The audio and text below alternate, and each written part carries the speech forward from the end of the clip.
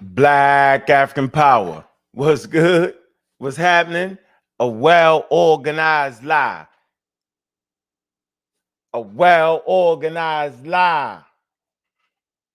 A well-organized lie. Check this out, man. We've been dealing with well-organized lies, man. And the organized lies disrupt the truth.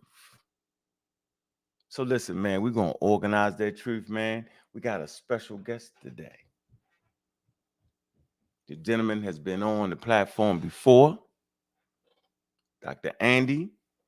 He's in the building, man. We're going to discuss a serious topic, man. Now, the topic revolves around our debate we had, right?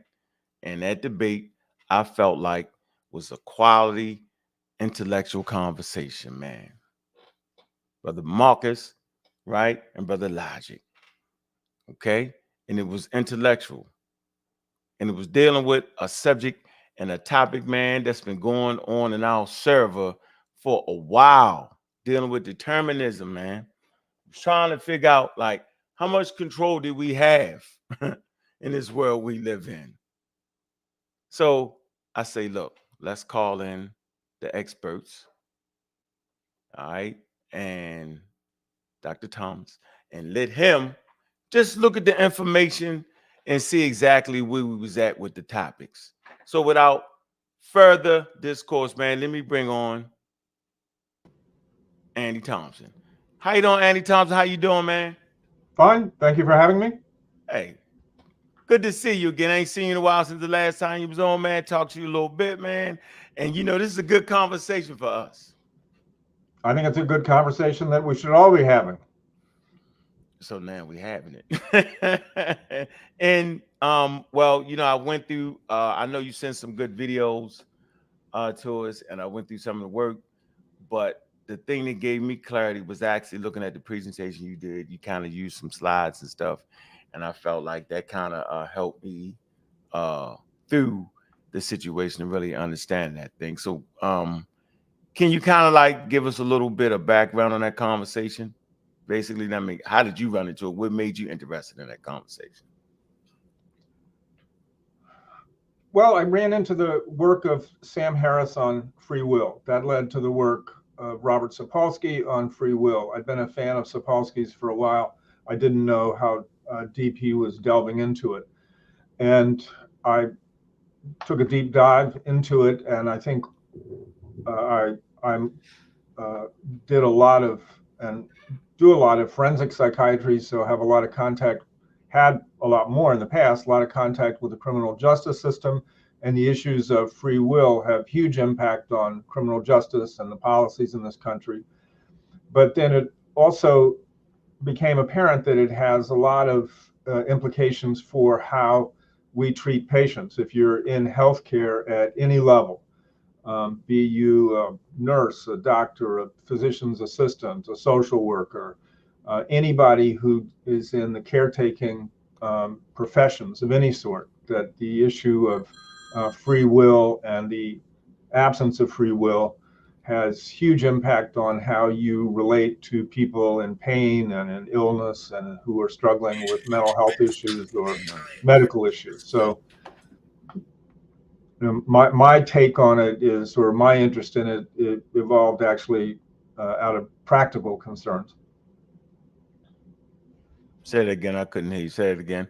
My interest in it was piqued by practical concerns. I think it has as I said, I think it has implications for how we look at the criminal justice system. I think it has implications for how we look at healthcare, mental health care, medical, surgical healthcare, any healthcare profession or caring profession you're in. Yeah, so that's where that's where the rubber gonna meet the road at right there. When we start talking about mental health issues and start talking about the criminal justice system, if we're not actually tapped into the reality of what you're talking about, we're gonna mess it up. We're gonna start to think that you're saying that we have no ability to do anything. And I've heard this conversation from a different standpoints of view. I've heard it coming from novice. I've heard it come from experts, and that language has to be crystal clear. So we're glad to have you here. So, okay, so you looked at the conversation we actually had between Brother Marcus and Logic. Do you want to give us a little, is that you're going to start it off with the slides, really get into that conversation? I think that's important for the brothers to kind of just hear what your take is on it. No, I watched the entire debate and the discussion, and appreciate that. The slides that I put together are really a response to the debate. And I think some of the slides will be repetitive of a lot of what Marcus said. And I think I'm going to come down on the side of there being no free will and what's hard determinism. And that's one way of looking at what I'm going to present is the argument for hard determinism that Marcus was making, and also to try to point out where I think logic's pessimism is. My hope is really to reverse logic's pessimism, that somehow if you accept that there's no free will, then political activism or attempting to do anything is pointless. And I think if you accept that there's no free will, actually it leads to the opposite, that I think we have more opportunities for impact, more opportunities for influence than we're aware of. Okay. All right. So so what would you say to people who say, well, of course, because you're a hard determinist, of course you would take that side of the whole thing. So I just want to make sure people don't think that, well, we're just trying to pile up on one end of it. Maybe one day we get somebody on the other end. But I think you do a great job. We had those long conversations, and just the way you were able to put the material made me say, okay, I completely get it. And then you had Miss Tiff. She was really she was digging in real hard. She wasn't, she was on it. She was there. Well, yeah, and I think if you understand that all of us are basically, we spend most of our days as compatibilists. I mean, most of our days we view the world and other people through a compatibilist lens. That's how we're designed. But when push comes to shove, you want to put on your hard determinant hat and to think about tough problems. I think Marcus brought it up in his presentation, that we go through our days thinking that the sun rises in the east and sets in the west, and that's how we live our life, and it's in our language. But we have to stop and really think hard. Well, wait a second. No, the sun doesn't revolve around the earth revolves around the sun, the earth rotates on its own axis. We have to use our education to think, no, that's the fact, but we live our life otherwise. And the same thing, we live, somebody almost hits me when I'm driving my car, I'm going to get angry with them, and I'm going to, relate to them as if they potentially did it deliberately. They could have done otherwise. They weren't paying attention. They should have, looked the other way, or looked, and I react to them as if they could have done otherwise.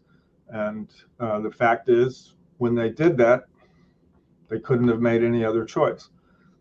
And that's a hard thing to get your head around. But our criminal justice system is based on it, and that somehow we could have done otherwise. And so that punishment and retribution is deserved. I hope I'll show you that, unfortunately, it's the basis of religion, and the Christian religion is based on the idea of free will, and so God's punishment if you sin.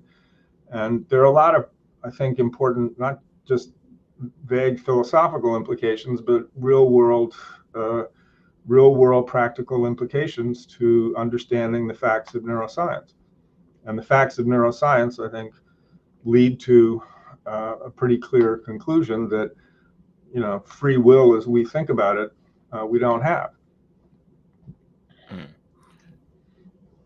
So you say we live our everyday lives as compatibilism. Is that as compatibilists? Yeah. Compatibilists. I think that's the thing that kind of helped me understand that. Because I was thinking, I was like, well, as human beings, do we need to feel like we have total control of our decisions, right? And so when you said that, I kind of, it made me say, okay, I was working towards getting that right there. So I don't want y'all to listen to us to kind of forget that. We say a well-organized lie defeats a disorganized truth, right? And so I'm glad you're here to organize that truth. So you want to go ahead and let's get started, because I want to be able to bring Marcus and Logic up. So let's get started. Let's go. All right, let me get your slide. There you go. Okay. Okay. Well, as I said, what I'm going to do today is to respond to the debate, which I thought was extraordinary. And Marcus and Logic obviously did massive amounts of research. As I told Bobby and Tiffany earlier, I was taking notes, and they had references I was unaware of. And I want to respond to that. And as you will hear, I'm going to largely be reinforcing what Marcus presented, the hard determinist position. And I will answer Logic's view of compatibilism, and I think I have some significant disagreements, which I hope he will see. But the main thing is, one of the things I'd like to do is to try to maybe see that for him to be able to see that if you're a hard determinist, it doesn't mean that you have to adopt a position of fatalism and that political action is pointless, and that slavery and redlining and racism are somehow not moral evils, because they are moral evils. But the perpetrators of those things could not be other than they were. But it doesn't mean that this generation and future generations have to be that way. Let's start with, we'll go back to the debate, and imagine that you have walked into Magnolia's Bakery in New York, and there are just all these wonderful choices in front of you, and you've got options, and you can think about them, and you can make a choice. If it's me, I'm going to look at it and think, well, maybe that apple cake on the left, maybe the apple crumble on the lower right, maybe the chocolate cookie, but that chocolate cake on the back looks good. And I will make some choices. And of course, this looks like unrestrained, clear, unequivocal free will. I've got options. I can consider the options. I consider the consequences of my choices. What's it going to taste like? And I can act on those choices and pick something. And it seems like, of course, that's pure unrestrained, obvious, absolute free will. And to make it a little bit more simple, I'll go to Tiffany's example that she gave when we were talking about it, which is you go to get a hamburger, and what are you going to put on your hamburger? Ketchup or mustard, or maybe both. But there you've got options, you've got choices, you know what the consequences of your choices are, there's no restraint, and you make a choice. It certainly seems like, again, absolute free will. I have a capacity to see those options, consider those options. I can form an intention and choose the option I want, and I have the capacity to take action, put the ketchup on my hamburger or buy the cookie. That looks like free will. And that's the argument of people like Christian List, that that's clear, unconstrained, absolute free will. Why would anybody question that we don't have free will? Because we feel it strongly. There's a strong, intuitive, palpable, in the moment sense of agency. I'm captain of my own ship. I can steer towards my choice, and I can pick that choice. Why would there be any question about that? And when you look at it, if you say you have free will, basically that means that your brain is producing behaviors, is producing choices that are free of any influence that came before, any influence that came before I walked into Magnolia's Bakery.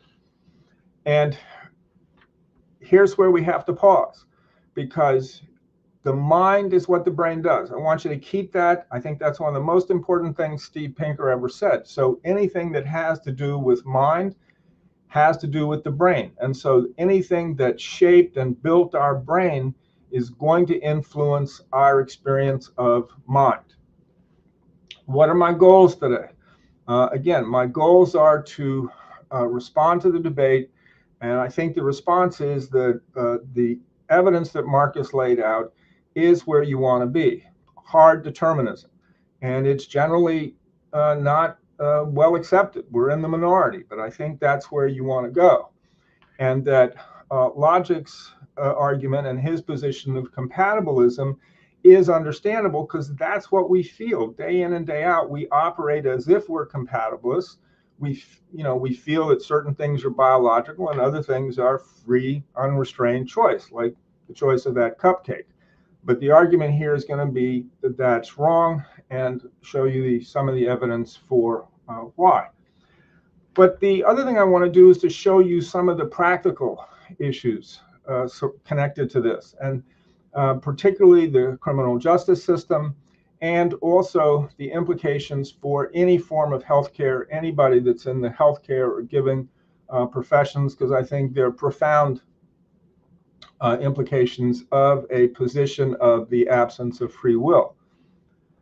So the bottom line is that I think neuroscience now shows us that there is simply no room for the conventional notion of free will, what we feel day in, day out. Let me give you a little bit of a roadmap. I'm going to start with some thought experiments. If anybody's, I know this is an educated audience. You all have been studying this, so I think a lot of it is going to be familiar. Some of Sam Harris's thought experiments, some of Sapolsky's thought experiments. And if you've not heard them, to help you start questioning this notion of unconstrained or pure free will. And then we'll go into the arguments that I just laid out. So let's start with one of the thought experiments. I want everybody listening out there or watching just to pick a movie. Get a movie into your head, right? All right, now pick a second movie. Get that into your head. Now think about all the movies you've seen, all the movies that you know about that you may not have seen. You know, there are hundreds, maybe even thousands of movies that you've seen or that you know about. Were you free to choose the ones that fail to occur to you to choose? You know, I chose Casablanca and Gladiator. Why did I choose those? You know, I can probably make up some stories, but why did those two movies, as opposed to a movie I saw this weekend, why did those show up? right? Let's do this. Imagine that you're out for a hike, right? I want you to imagine that you're out for a hike and you come to this fork in the road. You've never been in this place before, and you are thinking about, well, where am I going to go? And so you pull out your phone, pull up Google Maps. Your phone is dead. You don't have a map. You have no way of really knowing where you are. So you have to make a choice. So I'd like all of you to look at this picture and just make a choice as to which road you're going to hike on.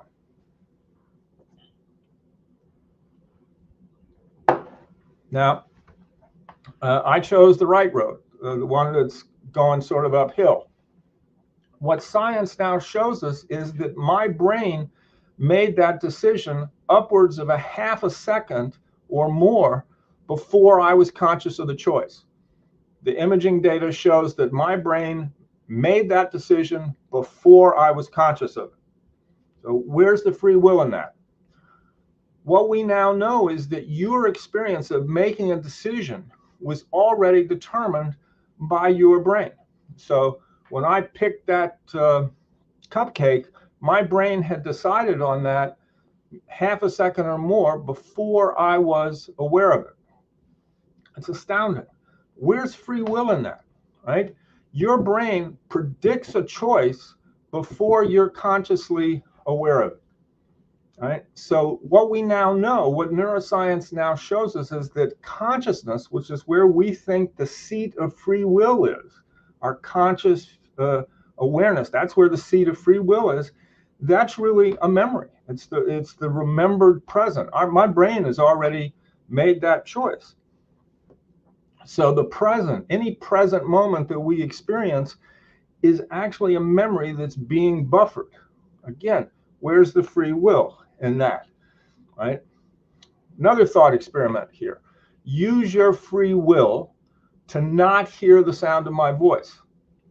Anybody able to do that? Use your free will to not understand what I'm saying. Right? And I'm hoping that I'm showing you that our sense, which we carry as soon as we wake up in the morning, that we're captains of our own ship and we've got free will. I hope you can see that if you actually look objectively at your own subjective experience, it's kind of hard to find free will, right? Try using your free will to will yourself out of love, lust, anger, fury, jealousy. Can you use your free will to stop that? You can try to suppress it for a while, but anybody been able to, just turn it off using their free will, their willpower? Another point, if you can't control your next thought and you don't know what it will be until it appears, where's your free will? Okay. So these are just some of many thought experiments that you can do that I would hope would start to give you some question that maybe our subjective experience isn't as full or as clear with free will as we think it is. Another thing, think about it. Did you pick any of these things? Did you choose your parents, your grandparents, what happened when you were a fetus for 9 months? Did you pick your genes? Did you pick the things that happened to your genes during fetal life, epigenetic changes? Did you pick the circumstances of your birth? What happened during the first year of your life, your culture, your race, your ethnicity, your socioeconomic status, the events that occurred to you in your life that shaped you, illnesses, injuries, the interactions you had with people? Sure, you chose some of them, but most of our interactions are determined by others.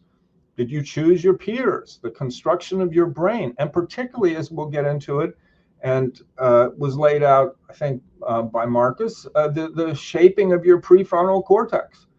What about adverse childhood experiences, ACEs, which we now know have huge impact on shaping not only our brain and our prefrontal cortex, but our vulnerability to obesity, diabetes, cancer, all sorts of medical illnesses. Where's your free will in this? Because these are the things that made you who you are. and influence your choices. All right. Now, I talked about how we operate day in, day out as if we're compatibilists. And compatibilists are the compatibilist position, again, and we'll get to it a little bit later, but just to review that, the compatibilist position is that you acknowledge biology and the things that determine our behavior that are biological, but you also believe or think you have free will in addition to your biology. So you've got determinism plus free will. They're compatible. You can acknowledge biology and you still have free choices, free moral choices. And we'll go through some of them here. So I think all of us would say that destructive sexual urges are biological, but the person resisting them or giving into them, that's their choice. They are responsible, morally responsible.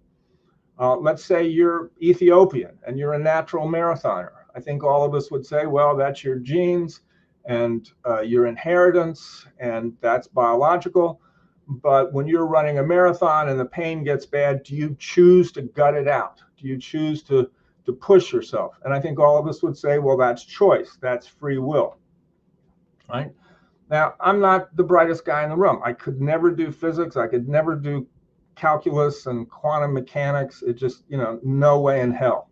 Okay, and I think people would say, well, that's just, my innate intelligence, and in certain areas lack of it. That's just biology. That's but am I somebody that worked hard, studied hard, extra hard? You would say that was my willpower, that was my choice, right?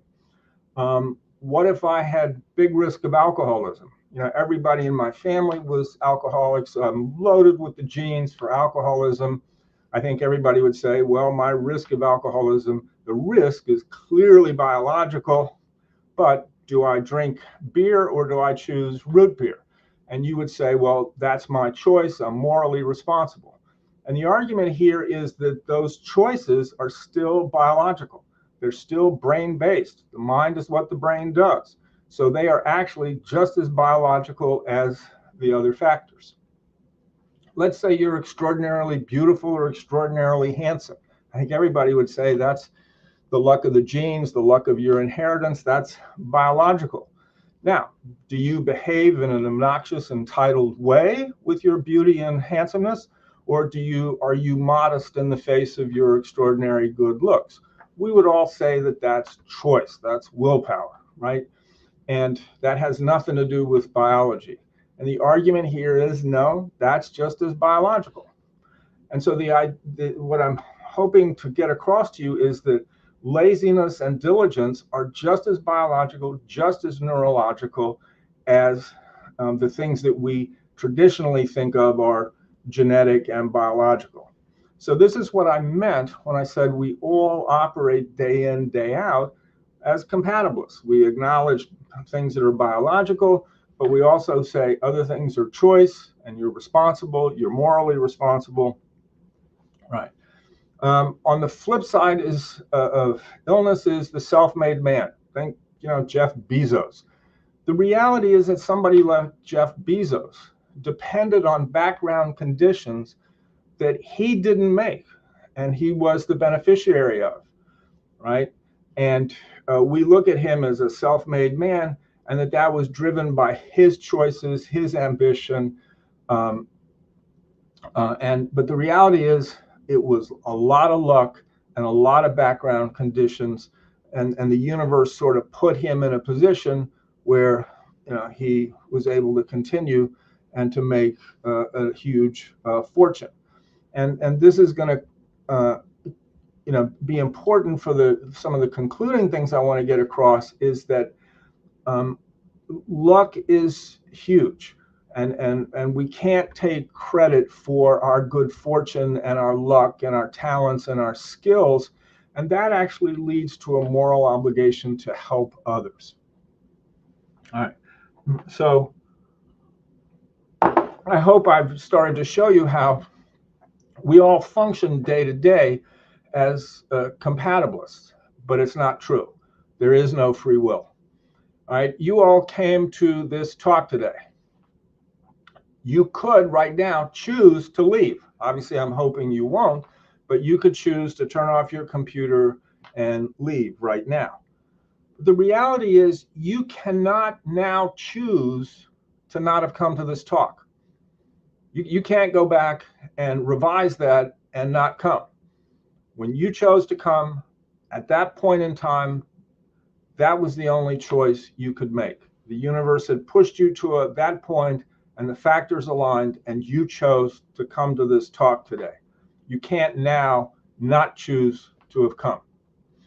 And this is important because this has a lot of implications for our patients, has a lot of implications for the criminal justice system.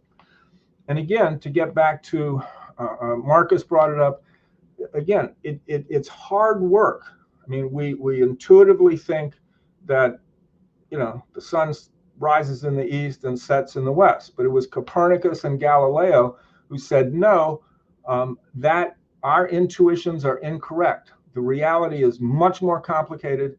The earth revolves around the sun, and the earth revolves around its own axis. You have to do hard thinking that's counterintuitive to see the truth. And that's the argument that I'm hope to get you to see, is that hard determinism is counterintuitive. It goes against our feelings, it goes against our intuitions, but it is the fact. And neuroscience now shows us that. That freedom that we feel ourselves to have and we attribute to others, we experience it as if it somehow slipped the bonds of any background causes. But the reality is our thoughts simply arise unauthored and yet author our actions. Now, human choice is still very important, as the people who are firm believers in free will, as they think. It is important. Our choices are incredibly important. We're responsible for the present. But the next choice you make the reality is it's going to come out of the darkness of prior causes that you, the conscious witness of your experience, did not bring into being. You didn't choose your parents or grandchildren, or your grandchildren. You didn't choose them either. Your grandparents, your parents, and yet they're what determine your life. And this is not a new debate.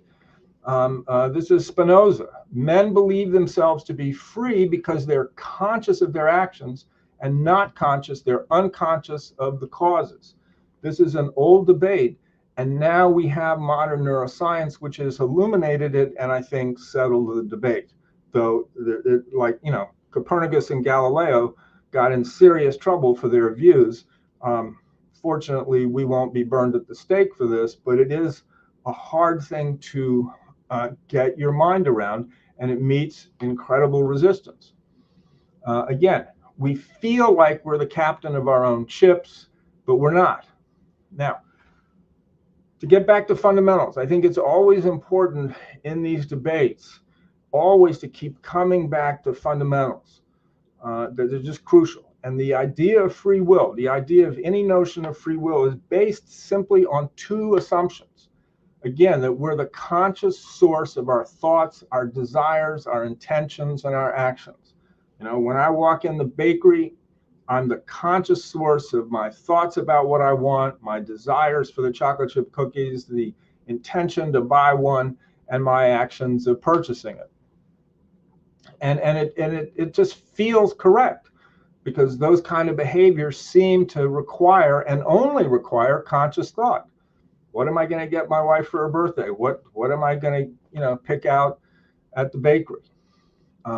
But we look at free will as if we are looking at an iceberg, and we think that the only piece of the iceberg is what is above the surface of the sea, as if that iceberg is just floating along on the surface, when all of us know the reality. And the reality is that what's steering that iceberg is huge amounts of it that are out of view or underwater, that's really what's steering it. And it's the same thing. We look at free will as if all free will is what is conscious and above the surface of awareness, and we're blind to what is unconscious and below the surface. And that feeling of freedom, that moment-to-moment feeling that we have, depends on the ignorance of prior causes of our thoughts and feelings. And the causes of what you're conscious of are first, as I hope I've shown you, unconscious. Your brain makes the decision before you're even conscious of it. And you are not aware of what is going on at the synaptic level, where decisions are being made, where goals are set, where actions are contemplated and put into motion. And the conscious part of you is where we feel our wants, our intentions, our perceptions, and that seems to be the control of our actions. I want that chocolate chip cookie. I intend to get it. I perceive all the wonderful things in Magnolia Bakery. And that's all it takes for me to exercise free choice, free will. But everything you are conscious of is being promoted into conscious awareness on the basis of neural activity, which you're not conscious of, and is determined by myriad factors during your life and before you were even born. So that's the free will. The first part is that it resides in conscious awareness. That's it. That's where it resides. That's where we act.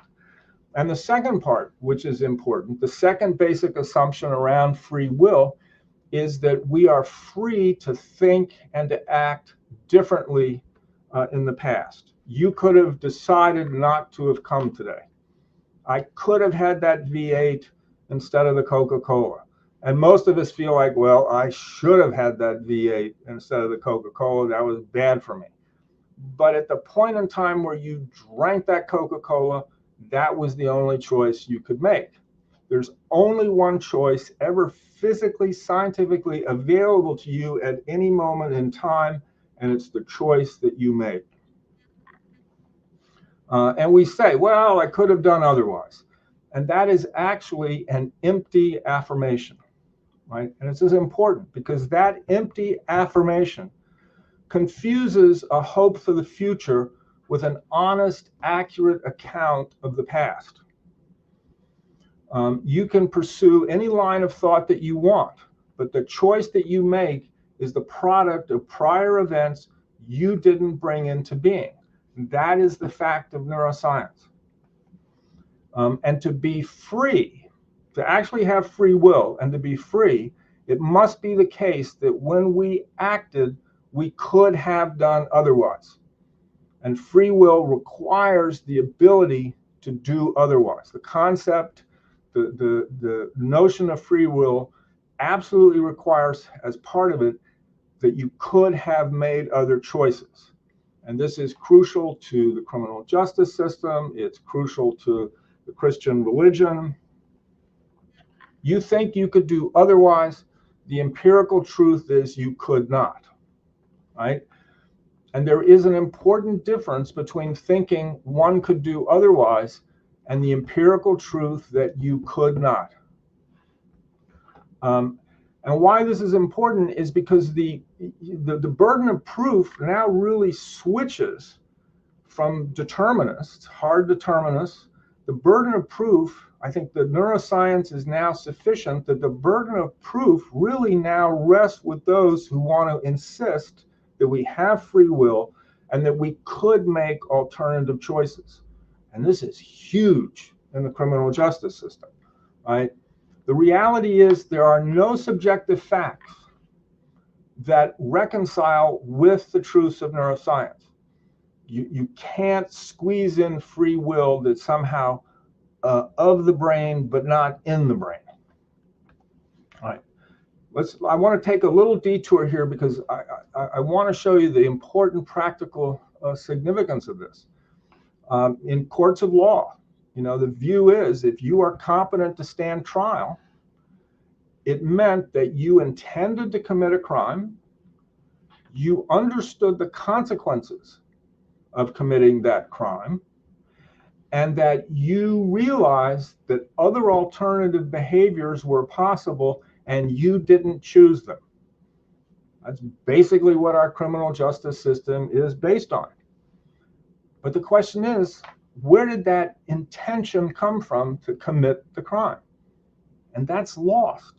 This crucial piece of human nature is lost and not taken into account usually in our criminal justice system, unless there's severe mental illness that impairs your intent, that you didn't understand the nature and consequences of your actions, and you had a mental illness.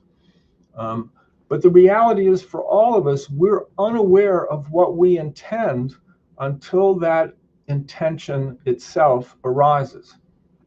Right. Let's take a concrete example, a murder. A murder is preceded, even an impulsive murder, is preceded by a long series of prior causes: genes, day influences, hormones, development, the amount of sleep you had the night before, the quality and quantity of sleep, adverse childhood experiences, so much more, right? We know that the most predictive risk factor for violence in young adults, in adolescents, and adults, the most predictive factor is heart rate at age 3. It's just as strong a predictive factor as cigarette smoking and lung cancer. Where's the free will in that? Heart rate at age 3 is the biggest predictor of future violence, because that child already is fearless. Their heart rate doesn't go up. They're fearless, right? And that's a predictor of later violence. Where's the choice? Where's the free will in that, right? So there's a base layer of neurophysiology and causality in criminal behavior that we don't see, we can't inspect, right? And when you see, and this is my argument as a forensic psychiatrist, when you see that stream of causes that lead to violent and criminal behavior, any sense of culpability and blame, I think, really disappears. And that's a hard pill to swallow, right? And here's where it gets tough, because this is not, philosophy and something soft. This is hard and difficult, because the U.S. Supreme Court, there's in law, there's a Supreme Court decision in 1978, United States versus Grayson, that is explicit. A deterministic view of human nature and human contact is inconsistent with the underlying precepts of our criminal justice system. Free will is a universal and persistent foundation in our system of law. The belief in freedom of human will and a consequent ability and duty of the normal individual to choose between good and evil. It's instantiated in the law from the highest court of the land, right? And this is, I think, one of the biggest issues we have in this country in the criminal justice system. And places like Norway are adjusting, fortunately. All right, I need to move a slide here, just a minute.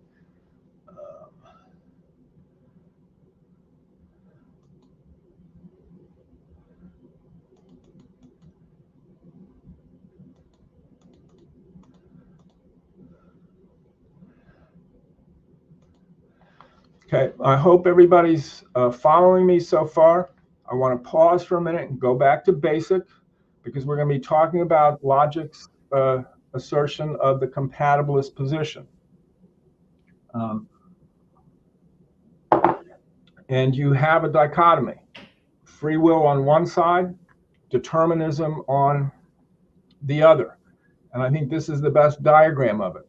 If you go to the top, determinism. If determinism is false and we have free will, that's something that's called libertarianism. That's pure free will. It's not the political party, the libertarians. It's called in the literature libertarianism. That's that's pure free will. Determinism is false. That's free will. If determinism is true and there is no free will, which is the position that Marcus and I are arguing, if that's false, then you have hard determinism. If you think that there's determinism, biology, and we have free will, then you have what is in philosophy called compatibilism, the position that logic argued in the debate.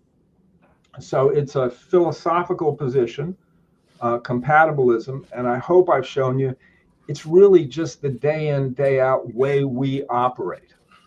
It's our basic status quo set is compatibilism. And here's where I think I would differ with logic. In his debate, as I understood him, and if I don't have it right, I hope he will correct me. But it seemed he was arguing that if we have cognitive control, if there's no clear brain damage, if there's no clear neurologic impairment, if we have normal cognitive control, then we have a capacity for free will that goes along with our biology. And so he argues for the philosophical position of compatibilism. And I think that's, obviously I'm disagreeing with him, because our ability at cognitive control, prefrontal cortex, which we'll get into in a minute, is highly biological. And you don't have to have a flagrant brain disease to have impaired or impacted and diminished cognitive control in the prefrontal cortex.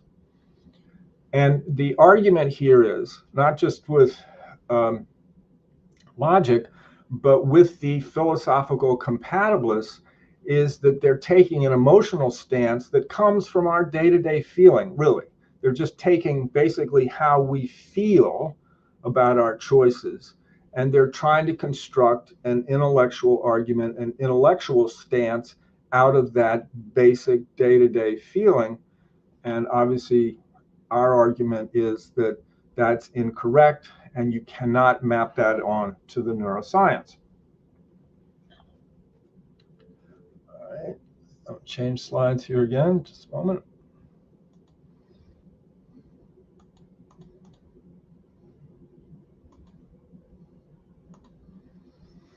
What are some of the problems with any notion of free will? I'm going to go through three of them because I think they're important. One is what's called the free will homunculus.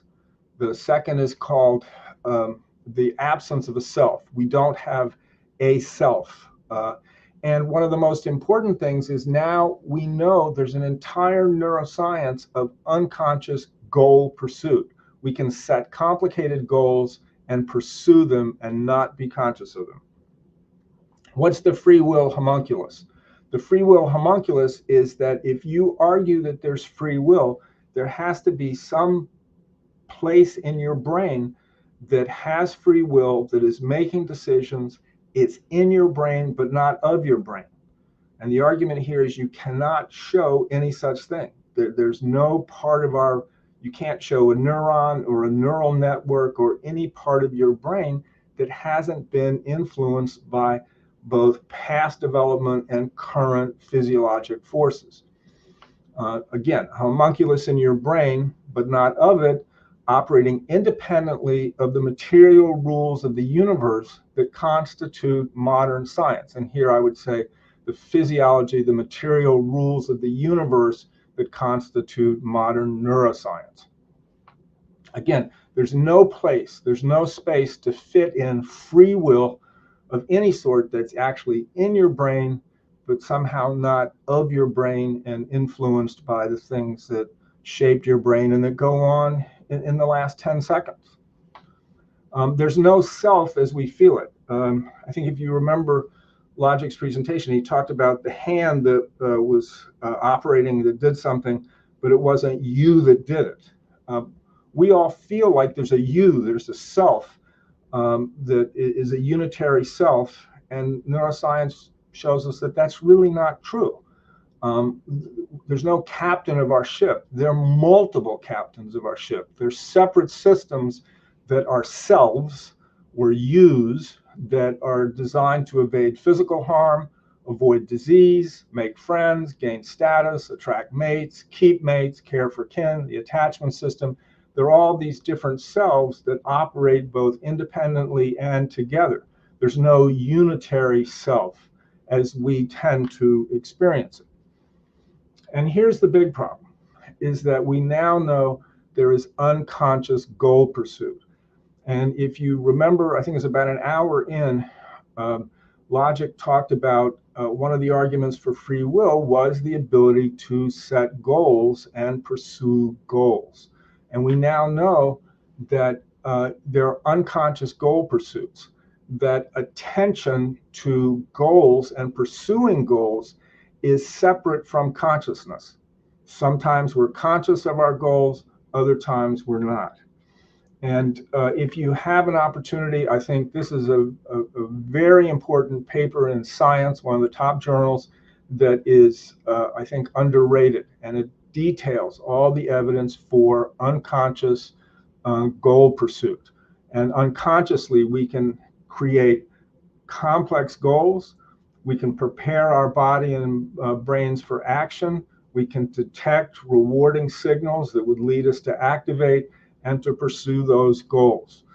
And I think this is, again, one of the important things that argues against any notion of free will as something separate.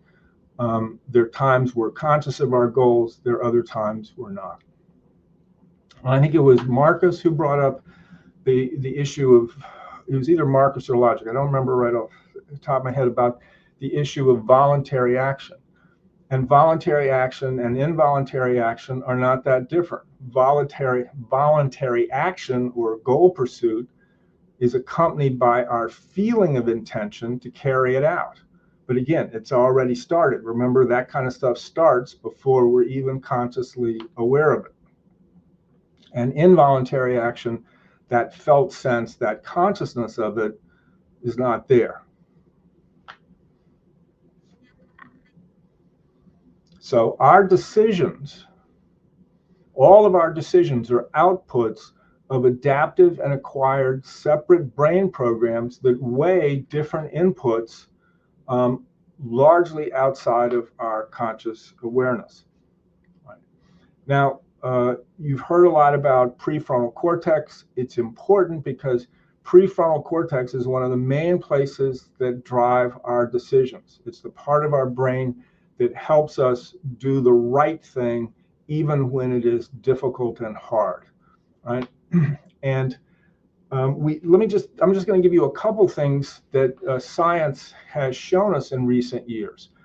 At 1 month of age, so think of your 1-month-old child or grandchild. At 1 month of age, the prefrontal cortex are different in children whose mothers were abused in their own childhood as a variable.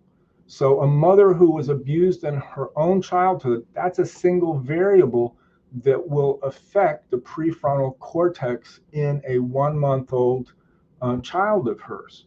Yeah, to me, it's just, that one's one of the ones that's truly astounding. The African American community, I think, is going to be more aware of this than I. But we now know that prolonged discrimination impacts the prefrontal cortex and creates a greater vigilant state, a resting state of greater vigilance, right? And you're not necessarily conscious of it, but it's there. Right. So, how to summarize this? At any point in time, right now, all of us, at this moment in time on a Sunday afternoon, we are, and our prefrontal cortexes are, the sensory environment from just 1 second ago. Whatever our hormone levels are, our testosterone, our estrogen, our blood glucose levels. This is an extraordinary experiment that was done with Israeli judges. Bring it back to the criminal justice system. If you look on the left, these were 8 parole judges. So these are judges who look at a case and make a decision about probation parole. And on the left is the amount of positive decisions. And the bottom line is time. So if you look at the far left, in the morning, the judges are ruling in favor of the defendant 6 out of 10 times, right? Favorably granting parole and probation. As the morning goes along, the number of decisions in favor of the defendant fall away to, by lunchtime, nobody's getting parole. Then the judges have lunch, their blood glucose goes up, and again, they're making positive decisions in favor of the defendant. As the afternoon goes along, the positive decisions go down. They have an afternoon snack, positive decisions go up, and very quickly towards the end of the day, they fall to, again, to where 1 out of 10 defendants are getting a parole probation decision. Now, these are experienced senior judges, and their conscious experience is they're looking at the cases, they're utilizing the law, they're analyzing the facts of the case and making a reasoned legal decision. But they're clearly influenced by time of day, their level of fatigue, probably their blood glucose level. So right now, our blood glucose level is impacting us and our decision-making capacities. How much sleep did you have and the quality of that sleep last night? What was the cognitive load prior to any decisions you are making? What was the cognitive load on you before you came to the talk? It's going to impact your abilities to take all of it in. What's the level of pain? What's the level of stress hormones? The presence of an attractive woman, particularly for men. As somebody said, we make decisions with organs of our body other than our brain, particularly men. The smell of a sweat of a frightened individual impacts our decision-making capacities. The stress we had in the last 3 months impacts the shifts in our brain, the neuroplasticity in our frontal lobes. We now know that our gut biome impacts our decisions and our emotional state. Family socioeconomic status is a predictor of gray matter in the prefrontal cortex of children. Childhood development, adolescent, young adult development. I think probably most of you have heard about adverse childhood experiences, an extraordinary discovery in the late 80s by internists who were studying morbid obesity. And that as the number of adverse childhood experiences go up, there are 10 of them, you get increased rates of antisocial behavior, increased rates of violence, increased rates of mental illness, but you also get increased rates of medical illnesses, diabetes, hypertension, cancer. It's huge. Do people choose their adverse childhood experiences? Where's the free will in that, right? And I love this statement of William Faulkner's because I think this applies. The past is never dead. It's not even past. It's there.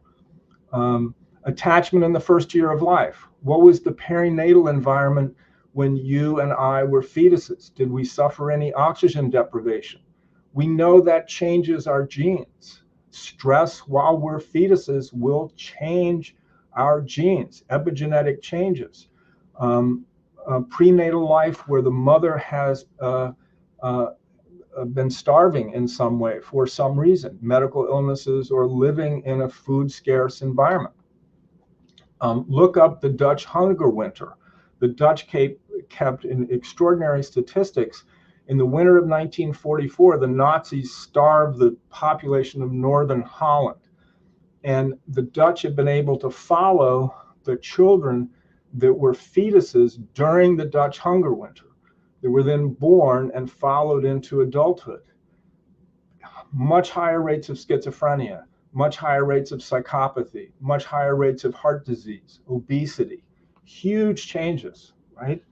Where's the free will in that, right? Your culture, did you grow up in a collectivist culture or an individualistic culture?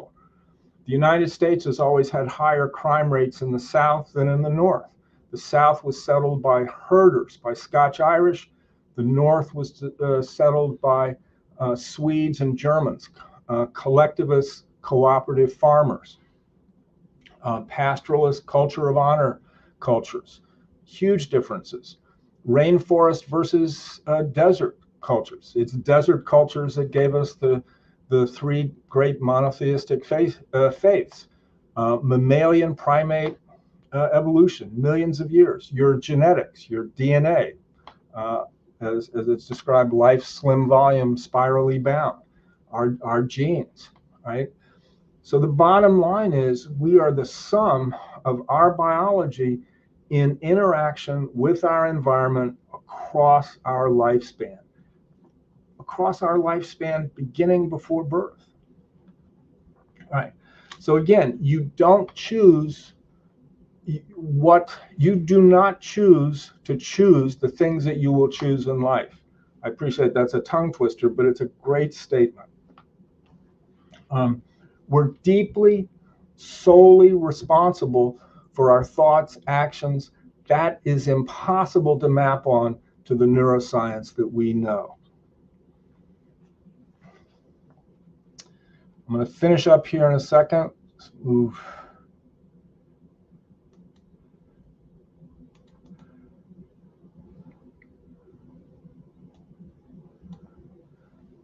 Okay, what's the conclusion of all this?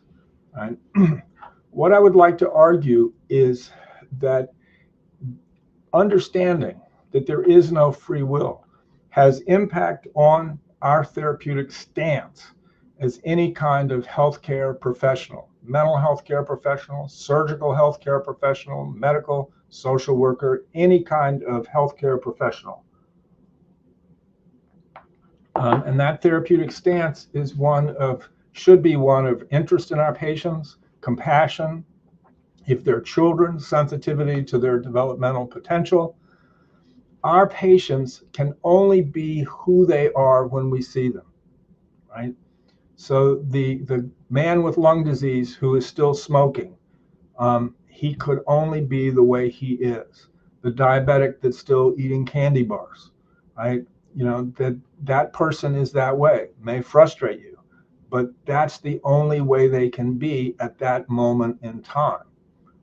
We have the opportunity to influence them, but they could be no other way. And the idea that they could be differently, they ought to be different. They shouldn't have done that. They ought to have stopped smoking. They ought to have stopped eating the candy bars. That ought implies that they could have, that they somehow can. And as we know, that's simply not true. There's an important difference thinking that a person could do otherwise and the empirical truth that they could not. Right. And so if you're in any kind of healthcare profession, what I would argue is when you're frustrated and angry, when the going gets tough, the tough take an empathy pause. And it's a different kind of empathy pause. I think understanding that there's an absence of free will is actually the basis for a profound kind of compassion.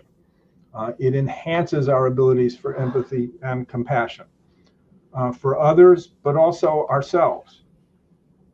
It removes any sense of blame. Getting angry at a patient is just now, I think, off the table. You feel it, but you certainly don't communicate it. It removes any rational basis for hate. I think it's a basis for real forgiveness for others as well as ourselves. And that one of the things I find myself doing a lot of with my patients is when there's deep guilt and deep recrimination, is moving it towards away from recrimination and to regret. They couldn't have done otherwise. Yes, there's regret, but to feel like they're a terrible person who's sinned unforgivably, I think you can really intervene there. It's an antidote to arrogance. Do yourself a favor, write this down, look up Jin Park's commencement address at Harvard in 2018. It's a 10-minute address that he gives, and he comes from a family of undocumented immigrants from Korea in New York, very poor, and he makes this, I think, wonderful argument that you can't take credit for your good luck and your skills and your talents. They come from elsewhere. And that puts you in a position of moral obligation to take care of others, not to own your talents and skills and feel like they're yours, you earn them, and the arrogance that can come from that, you're in a position where you should acknowledge that you're just incredibly lucky and you're obligated to try to use those skills and talents for others. It's just an extraordinary talk. What about the criminal justice system? People say, if you say there's no free will, then the streets are going to be full of criminals. No. But it upends the logic of retribution, retributive punishment, right? Nobody created themselves. No one authored themselves. The urge for retribution arises from our failure to see the causes of human behavior that people could not have done otherwise, right? They couldn't go back and not commit their crime, right?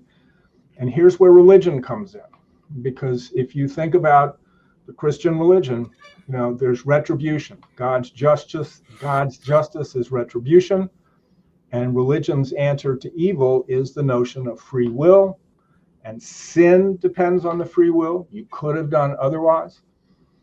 So are we to be guided by the reality of neuroscience, or are we to continue to be guided by the Bronze Age beliefs and the religious fantasies of our ancestors? And again, I think one of the important things that comes out of this is moving from recrimination to regret, recrimination to sadness, humility before the facts. The universe pushed all of us to this point in time. We're all linked to each other, our world, our past, our history. Out of this, I think, comes a deep sense of human fellowship if we allow it. We're all in the same boat. We're all completely exposed to the external and internal forces that are beyond our choice, beyond our control. I think, again, it argues for an increase in compassion, an increase in empathy, an increase in forgiveness. And I think it hopefully helps us diminish entitlement and arrogance for the fruits of our good luck. We're open systems. We can be influenced. Obviously, I've been influenced by this work of Sapolsky and Harris and others. People who are out in the audience today have been influenced. We're open systems. We can be changed by influences if we try to develop new skills, if we try to develop new relationships and habits. But one of the most important things that comes out of this is, I think, it tells us that one of our obligations, our moral obligations, is to try to maximize the well-being of others. Neuroscience removes this egocentric view of life. We're not the true locus of agency. We cannot blame ourselves and beat up on ourselves for our weaknesses, but it does matter, obviously, if we correct them. We can't take credit for our talents. We're lucky to have them. They were shaped by forces out of our control, but it matters how we use them. And we want to be sensitive to the background causes of our thoughts, our feelings, our actions, and we want to steer a more intelligent course through our lives, knowing that we are being steered. What about the criminal justice system? You have to assess risk of dangerous people. You have to protect the innocent. You also have to protect the criminal. He didn't choose to be this way. You have to provide protection. You want to do reasonable things to deter crime. Think about it. A crocodile is dangerous, but it's not responsible for being a crocodile, right? And with the criminal justice system, I think we can intelligently respond to the threat of dangerous people without lying about the origins of human behavior and the origins of their dangerousness. None of us can take credit for not being a psychopath. Luck is incredibly decisive, right? Finally, again, getting back to healthcare, which I'm sure some of the audience is involved in. Our patients need our compassion and understanding. And I think our empathy and understanding and compassion is helped by understanding that at the moments in time that we confront them and work with them, even when they're frustrating and difficult, they can only be who they are and they deserve our care and attention. Thank you very much for having me and allowing me to respond to the debate. Oh man, that was a great conversation right there. Great slides, and we really appreciate you coming through. I'm not quite sure what actually sparked our conversation in this, but you know, most of us have at least brought the book and started reading Sapolsky. I'm not even sure if I'm saying his name right. Robert Sapolsky's book, Determined, and you know, we're very educated on the subject. But to have you come through was good, and for you to actually come through and look at one of our high level conversations, man, we really appreciate that you took the time out to actually do that for us. So what I want to do here, right? I want to kind of bring the people up that was responsible for this conversation, right? I want to bring up the two brothers that first had the conversation. That's Brother Logic and Brother Marcus. All right. And would like to bring up the Brother Brass that actually was the moderator in the conversation. And we got Sister Juju to help put it together, and Sister Tiffany. Then, of course, we're going to bring on Brother Kent right here. So, Brother Logic, okay, since it seemed like the whole force of the thermonuclear weapon was at you, it actually wasn't. Man, what you want to say to Andy Thompson, man? Get your conversation. Peace, y'all. I first off, I definitely want to thank Dr. Thompson for coming on and taking interest in our conversation, and I appreciate your compliments on both sides of the argument there. Wait, you guys did a lot of work. That was obvious. No, I really appreciate that. Hold on, my fault, Logic. Hey, Brass, since you was actually the moderator, bro, man, go ahead and speak to Andy first, and I'm gonna let the two brothers get in. My fault. How'd you like that moderation right there? How was that for you? No, I appreciate it. First off, thanks for the opportunity, always. I appreciate kind of what you were saying, that it was a high-level conversation. You know, one of the things that struck me, and how you doing, Dr. Thompson? One of the things that struck me from the first time that Dr. Thompson came, it gave me the idea of, like, we're sitting in these voice chats having these high-level conversations privately to ourselves. The public needs to see this. And, you know, you saw Marcus and Logic kind of were natural antagonists with each other in the conversation. So I really appreciate the fact that you came back today and kind of settled the score and give us not just expertise, but an actual expert on the subject. So I appreciate it. And like I said, I'm just thankful for the opportunity. I love the show that we could talk about a lot of things, have a wide range of topics and subjects. So I'm just grateful and kind of honored to be here. Appreciate it. No, look, I mean, thanks for having me. I mean, you know, you all are having this debate, and you know, I hope you realize, you know, a lot of people aren't. I mean, you all are wading into this, reading, researching, debating, thinking about it. I mean, this is the first of its kind that I've seen and done. Wow. And I think you ought to be, you know, really proud. And it's and you know, when I presented this to a group of mental health professionals, you know, bottom line is they didn't buy it.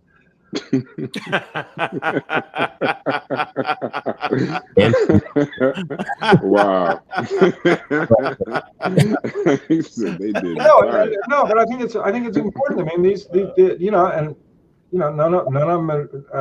I don't think any of them had read or researched it or thought much about it, and you know, there's strong resistance because it's hard to get your head around these ideas. I mean, you all are working hard at it. I mean, yeah, important. So my fault, Brother Logic. Go ahead, man. Go ahead. What would you like to say to Andy, man? So you want me to ask my couple questions now? Yeah, I want you to get ahead of your fun, man. Come on, man. Okay, so is there?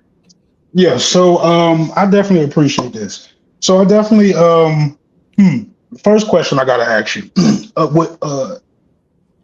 would you say we're having a philosophical conversation or a scientific conversation? Could you repeat it? Is this a philosophical or a scientific conversation? Yes. Well, I think an accurate philosophic conversation has to be based on the science. I mean, I don't think it's good to have a philosophic conversation where facts are in dispute. Well, no, I'm wrong. No, you want to have a philosophical conversation if facts are in dispute. But I think, obviously, this is where I would argue the philosophy of compatibilism. Obviously, I think that it doesn't stand up to the science. 30 years ago, maybe yes, but now I think the science says no. The compatibilist argument, I think, falls as a function of what we now know from the neuroscience. Okay, so I heard you. I want to make sure the philosophic compatibilist argument, I think, falls as a function of the neuroscience. I think the recognition that we all operate intuitively as compatibilists is important. I think we have to face that. None of us operate day to day as hard determinists. I mean, hard determinism is an idea that that the Earth revolves around the sun, but day in, day out, we all operate as compatibilists. I understand that. So I guess what I'm really asking you is, are you saying that science has solved this philosophical conversation? That now science has a definitive position on either hard determinism, excuse me, or compatibilism? Well, I don't think you can ever say anything is solved. I think it's been advanced. I think the science has advanced us to the point where the argument has shifted. I think the science has advanced to the point where you can make a very strong empirical evidence-supported argument that we don't have free will. And I think that the burden of proof has shifted, and the burden of proof is now on those who say there's still a place for free will. And I think in if I remember correctly, in your debate, you began by referencing the debate between Sapolsky and Dennett.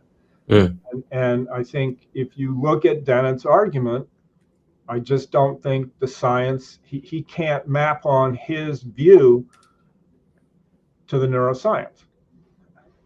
Okay. I actually feel like, and this is my opinion, so I'm trying to maybe to get you to weigh in on that, right? So one of the things that I started out with my position because, one, I didn't believe in libertarianism. I absolutely didn't agree with that standpoint. And I felt like there had to be something that allows us to be held responsible for our actions, right? When I understood determinism basically says that you're not the author of your actions. So it put me in a position where I was trying to figure out how to put my argument into compatibilism. And the more and more I actually read on, the more the hard determinism started to make sense to me. So it became a very difficult explanation for what I'm trying to say. But as I went through my debate, what I attempted to really do, right, is I attempted to show a particular scientist, Patrick Haggard, who basically says that voluntary actions can happen in degrees, right? Like we may not be as aware of our footsteps as we may be having the aware consciousness of when to pull the trigger, right? Well, his description says that it happens on a scale, right? So when I really understand his article, basically what he's saying is that you cannot exclude deliberation from decision making, right? So when you apply deliberation, a person's ability to deliberate before they make decisions, what role are you saying that actually plays for it to be absolutely no free will. I mean, excuse me, I'm not trying to imply that there is free will, right? But I am trying to imply that your deliberation has to play a role, and it can't all be subconscious activity, right? So it's somewhere in there you would quote unquote, air quotes, you are participating, whereas it's not your environment making decisions for you, but you are a part of the decision making process. Yeah, well, I think you just made a lovely statement of two things. First, the intellectual journey that you went through. And I think that reflects a lot of people's intellectual journey, that the pure libertarianism, is just not right. But then the struggle that we all have with the issue of moral responsibility, the idea that people, are accountable for their actions. And I think that causes great discomfort, which you experienced, it sounds like. And then you look for a way, and that's what people are trying to find. I mean, how can you still find a solid, scientifically supported view where there's moral accountability? And I think it's hard. But I would argue what he was saying, where, okay, there's a sort of piece, you get to a certain point where there's a piece of deliberation that he's basically saying that little moment of deliberation is somehow floating free of the brain. That's basically what they're saying. Whereas even that little moment of 2 or 3 seconds of deliberation, the neuroscience would argue that can be influenced by all sorts of things. Whether the person pulls the trigger, even if there seems to be conscious deliberation in those few seconds beforehand, those few seconds can be influenced by everything from 1 second ago to 20 years ago that impact that prefrontal cortex, which is the place where the deliberation occurs. And so even that author is saying, he's implying that there's a little piece that somehow floats free of the brain, and that's, I think, the tough part of, and they keep searching for some way to find responsibility, and or our usual sense of responsibility. And obviously my argument, and I think Marcus's, is that it is not there. That's tough. I read that same article almost 10 times, and I know he speaks against dualism in several different portions of it. Yeah. But I get what you're saying. I don't think it's a dualistic a dualistic argument there that he's making. But I get what you're actually saying. Yeah. I also heard you mention the Benjamin Libet experiment, where they have where he discovered what's it called? And the part where you see the activity in the brain before you see action. Readiness potential. The readiness potential, Libet, is the original. Right, the readiness potential. Yeah, so now, if I had a chance to actually do this again, I definitely would have focused on maybe some more of the weaknesses in determinism rather than trying to box myself into being a compatibilist, which it's pretty difficult from what I actually read. So the reason I brought that up is because, if I'm not mistaken, what you are, well, I'm not mistaken, because what it says is that the way you would interpret that readiness potential is, it's kind of up to the reader, right? You're looking at a chart, right, that may show some brain activity, and since there's a sense that the brain isn't fully mapped out and they don't understand everything about it, that you can interpret that brain activity as just the brain preparing for action, and not necessarily that your brain is actually the one making a decision. Do you disagree with that? Yes and no. I think that those original articles where you could see it as readiness potential and not actually making a decision. There's a subsequent article in, I'm afraid I don't remember the reference, but there's subsequent research that shows, my understanding and reading of it, that shows that there's an actual decision. So you make a decision before you're aware of it. And yeah, and I'll see if I can. I'll see if I can find the article, and I can forward it to Tiffany, and maybe she can get it to you. But there's more research that's been. I mean, that's been a lot of research has been done on that issue since 19. Do you happen to remember if they looked at something other than a chart? Because if I'm not mistaken, the brain chart, or at least the brain activity chart, is only going to show maybe like what region of the brain it happened in. And to me, it seems like a small jump, but a big jump in concept when you take that region of the brain and say this is where the decision is made. I don't remember the details. I'll have to Yeah, from send it to you. Right, in his article, that's a 2008 article. It says that particular topic is still highly debated and not necessarily settled on. That was one of my indicators.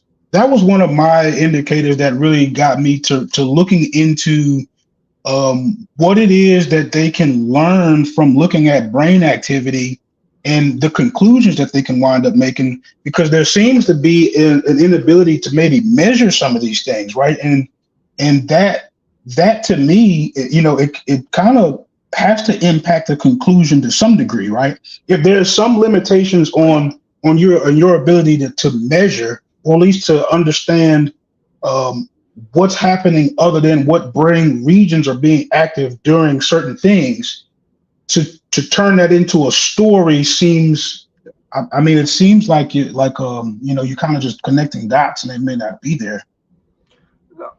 Good point. I mean, as I said, I don't remember. And the other thing too is, I could be a biased reader. I mean, I could be, reading a conclusion I wish for as opposed to what's actually there. I got you. I think they imply that a decision is made, but and in Sapolsky's book Determined, he spends a lot of time at the beginning about that research and about that issue. And again, my memory was that he thought it was a decided issue, but again, I could be. Yeah, I've read a couple sources that say that's not just quite. I'm sorry, I thought you were finished. No, yeah, I've read a couple sources that said that's not a concluded issue.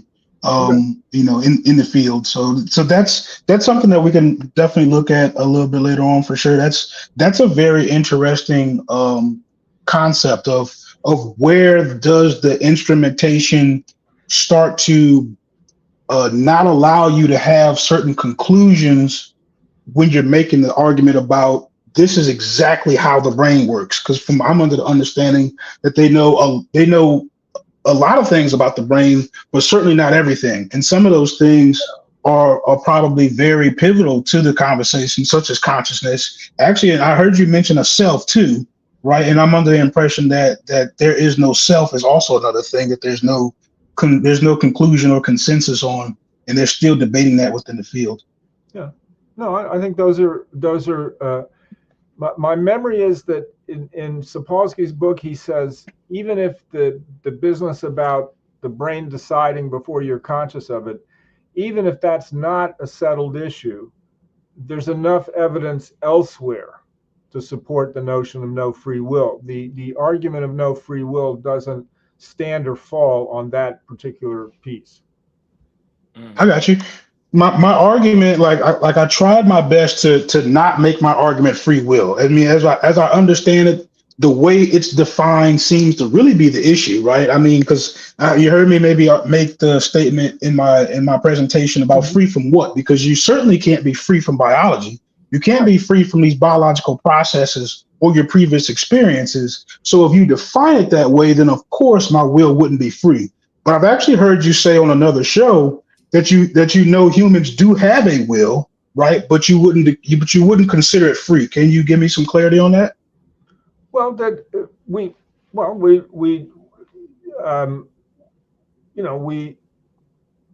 we have capacities for willful action. I mean, I willfully prepared this talk, but worked hard at it. But the reasons I did it, many of the reasons I may not be conscious of. So Mhm. I have a will, but am I aware of all the reasons that led me to pursue this? That I have a will, but it's fueled by a lot of things that I'm not and could never be consciously aware of. Mhm. I understand. I appreciate that. A couple more questions, and I'm almost done. Well, please. So, As I said, I enjoyed the debate. I'm really enjoying Part this. You know, of my one of the things I wanted to do is to try to push back against what I was reading as your pessimism about social activism. I was like, no, don't feel that way. you want to go ahead and get into that question real quickly? So, hold on, Logic. Real quick. Let me read this. A Brass doing brass things right here. He says another awesome event. Thanks to Dr. Andy. Salute to PK. Consciously trying to wake the unconscious. Try media. Invitations. Am I reading invitations coming soon? innovations. Innovations, my fault. Goodness gracious. Innovations coming soon. You know we're gonna be there to support that, man. Right there, that's Brass doing brass things, man. All right, y'all listening to the Community Skeptics, man. High-level conversations, man. And you know how the haters do, they just hate. Appreciate everybody here. Let's continue this great discourse. Hey, Logic, you know I gotta let you get yours in, brother. And I appreciate it. The intellect and the discourse back and forth. And Andy enjoys this too. Trust me, he timing up for you. So I'm gonna sit back. I'm enjoying this. so in regards to the social dilemmas, right? Because if the way I understand determinism, and you can tell me maybe if I have it wrong, but I could give you the short version. I'm not the final arbiter on this. I may be wrong on some of this stuff. Come on. So when the way I understand it is that you would also be implying, and don't take quick question. I want you to be able to answer it truthfully, but I don't want you to feel uncomfortable, right? But so the way I understand determinism says that we were basically, at least the transatlantic slave trade would have been unavoidable, inevitable, in specific. Right? Would you say that that's actually accurate? I mean, it happened. Whether it was inevitable, I think is a different question. I think historians look at the forces that occurred that shape things. I don't think you can say that it was inevitable. I think you can say that it happened, and we can try to understand the reasons. But because something happened doesn't mean, it was inevitable in the historical sense, I think. I mean, I think the argument here is that, once it happened, you can't go back and, have it happen otherwise. I think there's a distinction there. Right. It's not inevitable. It's not inevitable that I got. I mean, much of life is luck and accident. I mean, it's not inevitable that I got interested in Sapolsky. It's, it was luck. Most of life, I think, is luck. Right. So when I'm describing it as unavoidable, well, I mean, when we're looking at determinism, part of the premise is that, nothing that happened in the past could have happened any other way. No way possible. If we rewound the tape 1,000 times, it would have happened the same way 1,000 times. Right. Right. So, but actually, how I even got sparked into my position, that we were having this discussion came up, right? It was that, and it was reparations. Jeez, 1 second. Jeez, it was that, and I was in my position was, well, I'm sorry, somebody was calling me. I just finished it. But so it was my position that when in terms of reparation and social retribution, that these things actually wouldn't be, I guess, like owed to our community, because determinism says that kind of nothing wrong happened. Would you agree with that? I strongly disagree with you on that. No, I think reparations is a legitimate debate. I think my understanding is that, once things happen, yes, that you can't go back and change it, but I don't think inevitability. I don't think inevitability it comes out of determinism. The only reason I'm using that word is because it's one of the words that comes up in the definition. I feel like, I appreciate you attempting to answer those questions. I know those are very difficult, but like if we were to look at it in another, let's look at it in another light, right? And not make it so personal. So like let's say if we were talking about somebody who Logic, can't hear him, Logic. Your mic is loud. You kind of talking. Is it? A little bit. Yeah. I'm sorry. Yeah, turn it down an octave, yo. You up there on 135.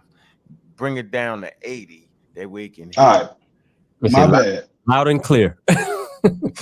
My bad. Yeah. So let me rocking. Let me switch it over. Make it a little less, easier to try to answer the question. So let's say we're talking about somebody who likes to steal, right?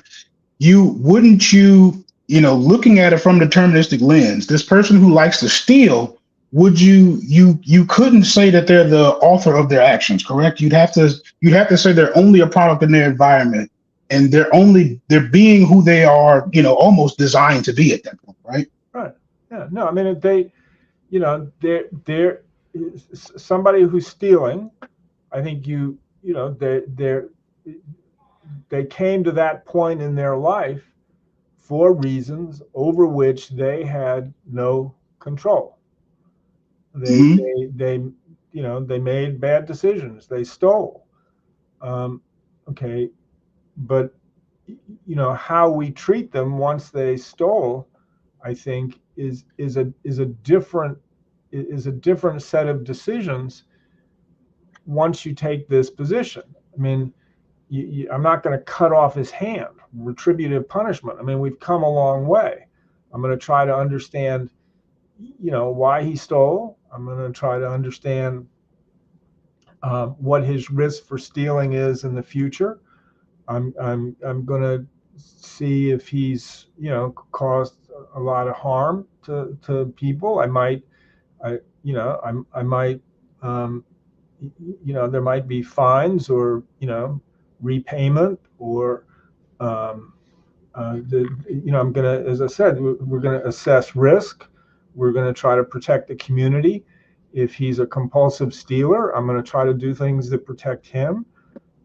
If there's rehabilitation, if there are rehabilitation possibilities, but retributive punishment, I think, is out the window.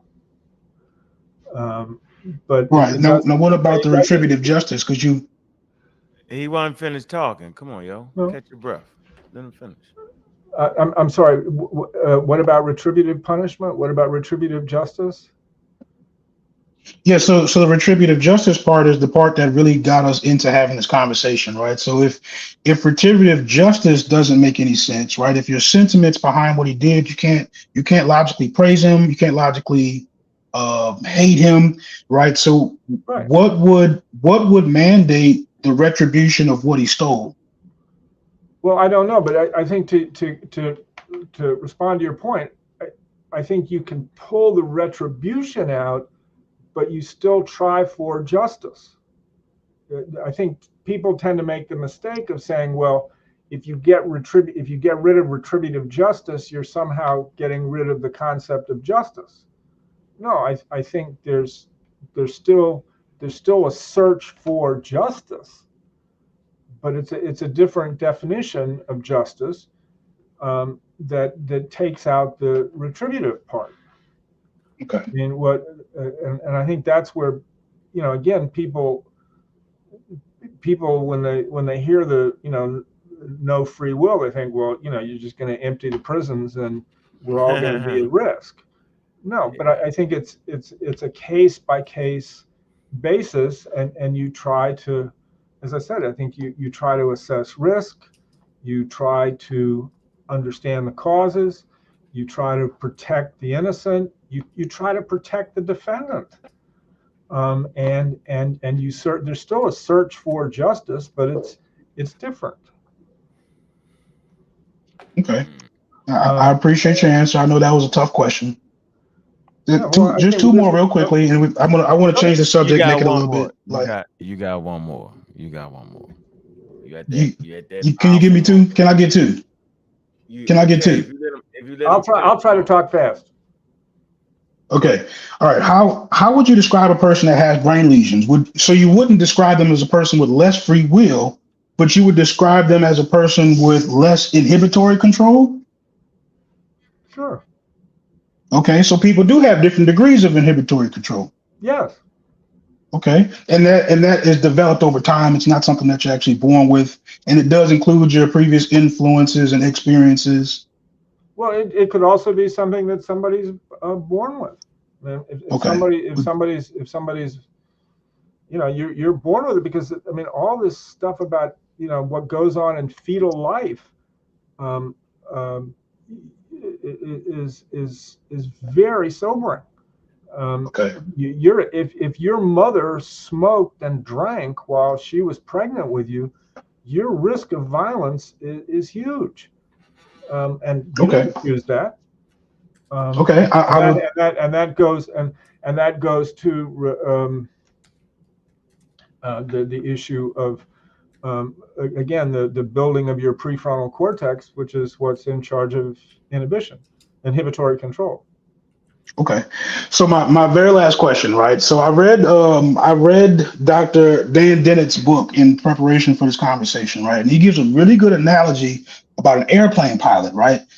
I'm trying to talk a little fast so everybody else can join in on the conversation. But the airplane pilot is flying the plane, right? And then along comes a strong gust of wind that may steer the plane slightly in a different direction. Now, this gust of wind represents the outside influences, and obviously the pilot of the plane would be you, right? So would you then go on to say that the outside influences are flying the plane, or is the pilot still flying the plane? Well, I'd say it's both. Okay. I appreciate it, Dr. Andy. Yeah, but you're being steered, and you try to steer. But it's tough. I mean, it's hard, as I think is represented by your description of your intellectual journey trying to grapple with this stuff. It is very difficult. Very lot of minutia and nuance. Yeah. But no, I appreciate it, man. Anybody else want to be able to get on? Yeah, Marcus. Marcus is next. He's not responding. Yeah, I'm here. What's going on, brother? What's going on? Peace to the panel. Thanks, Dr. Andy, for coming in. Appreciate the review of our high-level conversation. I think it was interesting. I personally hold to that. I don't think that determinism will ever actually win this debate. But I think it will definitely lead to much more empathy. And that's my main goal, is that people may develop more empathy to all these factors that play a role in everyone's life that we may be unaware of. So, I appreciate the whole discourse we've been having in the Discord. Some of those discourses, Dr. Andy, you touched on, we've spoken about, a few times in the Discord about. So I appreciate you coming in and verifying, validating that this is a conversation worth having. So I appreciate that. No, you're welcome. That's all. Okay. Well, what I find interesting is the whole slave trade aspect of it. That's funny. And for me, absolutely, slavery has been taking place since the beginning of time. So it's almost like human societies have been affected with different variations of that. So then at the end of the day, based off of how cultural nuances occur, how things are transferred and transformed, right? You'd be hard pressed to find any society that didn't participate in that type of things. Now, the levels are different, the way the participation is different, the way things are put together is different, but it would seem based off of that type of human behavior that has been there, and it seems like humans have not had a discourse and been able to even stop their thinking towards that situation. So it seems like that answer has already been answered. So the blame is square. If reparations is needed for those who participated, regardless of why they did it or how come they did it, humans have been doing it forever, then certain bills should be met and paid. So whether they could not do it or not should never be the question. For me, slavery and different forms, matter of fact, slavery is still occurring today. We're not going to act like it's not. That has not ceased in human society, regardless. So that's my little 2-second rant on that. I meant to tap into that too. Yeah, I knew. There you go. Tap. I actually think determinism is a better argument for reparations.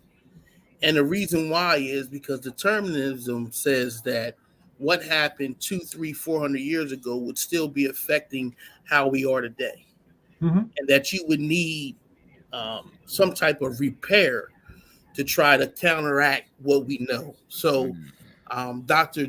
DeJoy book about post-traumatic slave syndrome is a prime example where she lays out certain behavior patterns that developed during the enslavement of Africans on the continent in America, and how those behavior patterns are still seen in some cultural relevance today. So I actually think that the determinist argument benefits the idea of reparations far more than this idea that everybody can pull themselves up by their own bootstraps. And so that's my point towards that. No, and Sapolsky, I think Sapolsky would agree with you. In his book, he goes over how things in the culture you come from that occurred 400, 500 years ago affect you to this day. And I think Sapolsky's book has things that back up that. And on the issue of slavery, there's an article in today's New York Times about what's going on in India, which is in effect slavery in India on these sugarcane plantations that are owned by Pepsi-Cola and Coca-Cola. If you want to read something upsetting, and it is, you can't not read it and not think, I mean, this is slavery.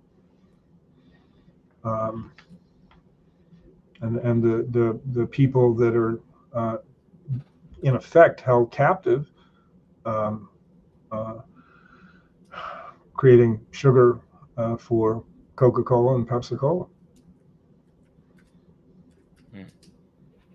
All right. You done, Mark? Okay. You done, Marcus? Yeah, I one more thing. I would like to get that.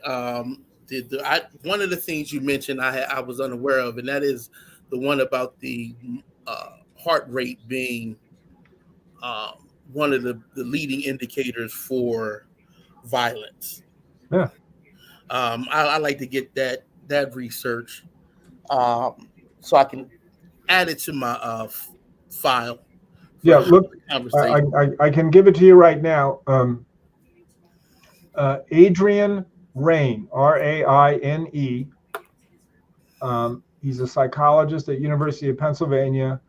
I'm pretty confident it is in his book, The Anatomy of Violence.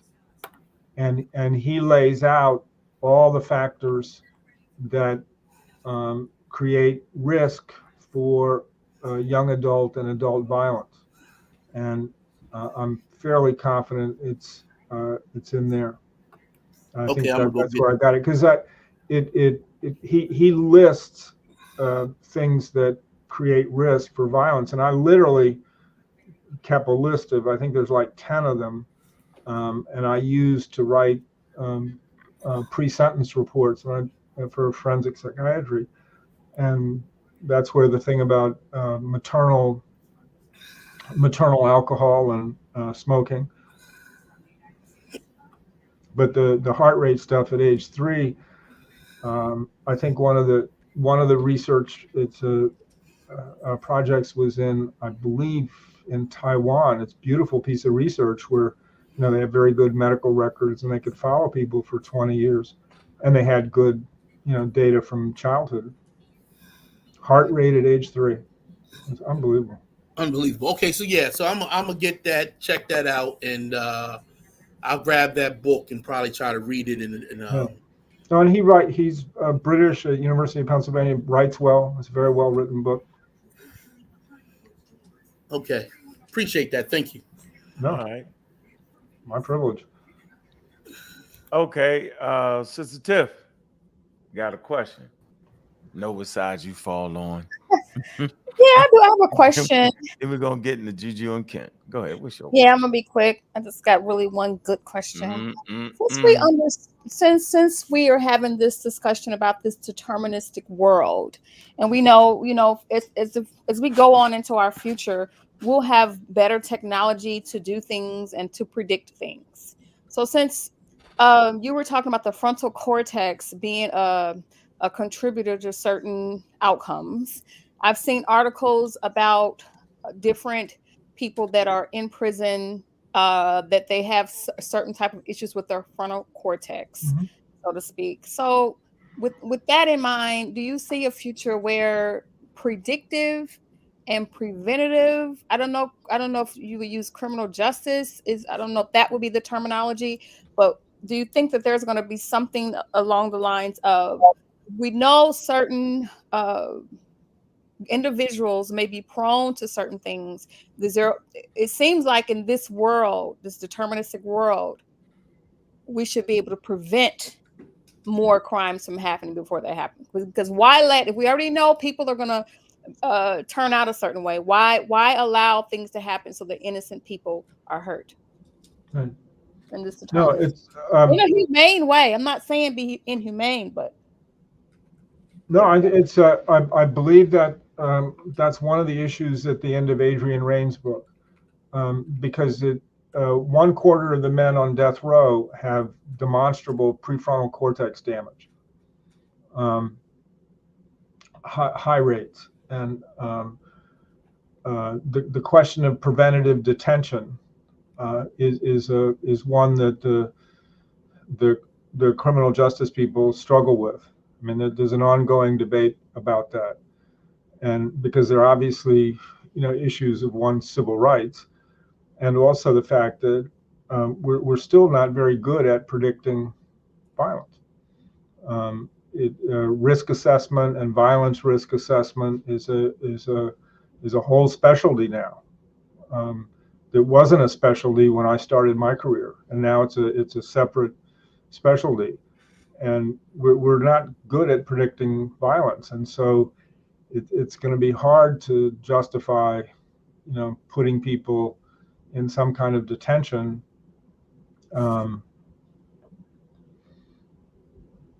for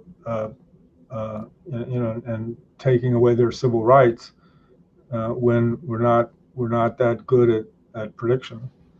Let me clarify my question or what I'm getting across here. So it doesn't necessarily mean the person's going to be a criminal because there's frontal damage, right? It could mean that there is some hindrance in how they're able to move forward in life. So it can mean it could be a range of things, not just that. Right. Just to be clear, for people to get the wrong impression. And then you speak about people's civil rights. Well, what about? I understand that they can't predict it, but if there is a way to test if there's issues with people's frontal cortex, is science going to a place where they can fix it? See, I'm not even talking about putting people in detention. Oh, I'm talking about fixing people's issues that's happening in their brain so that my civil rights won't be violated by people that are running around out here crazy, out of their mind, and will do anything outside of the people that may have damage, and there may be some other issues in their life that won't necessarily lead to violence. But I don't think that innocent people should, just be continuously bothered. That's my civil rights too. If science and technology can fix the issues that are going on in people's brains, and why don't they just fix that so that we can all be in a better society? No, I think the possibilities are limitless. I mean, I'm old enough I feel like I went to medical school in the dark ages. I mean, the technology and the knowledge and what's available is so much different than it was 50 years ago when I started medical school in 1970. I mean, it's an extraordinary change.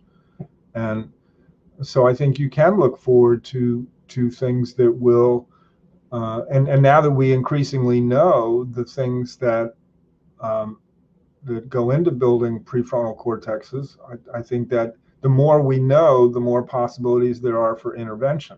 And we now know that particularly interventions in the first year of life and trying to make sure that a child has secure attachments with their parents probably reduces all sorts of problems. And there's I know one program out in the state of Washington where they, intervene with high-risk infants that they've identified who have very disturbed attachment with their parents, and they really aggressively try to fix it. And there's some positive outcomes from those studies. So early intervention, I think, it's going to occur where we may be able to influence brain growth in utero. I don't think that's out. I don't think that's out of the question. That's great. And we already do. I mean, think of the change in prenatal care that has occurred in the last 50 years. All right. The problem is delivery. I mean, there's problem with access, but the prenatal care is dramatically different than when I did my obstetrics. All right. Thank you. I'm gonna let somebody else get in because we got a lot of people. Thank you. What's up, Juju? What's up, Juju? What's good? Oh, goodness. All I can say is bravo. Encore. Benissimo, Andy. Dr. Andy, thank you again for being here. Thank you for having me. First of all, I wanted you to again remind the audience of your field of expertise for me, please.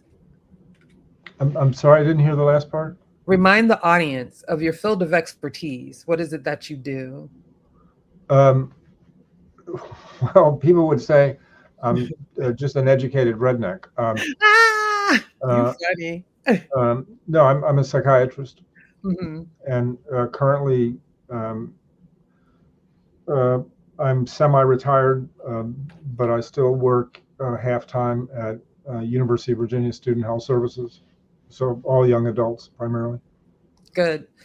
Just, if people got here late, that they know what you do as far as the conversation.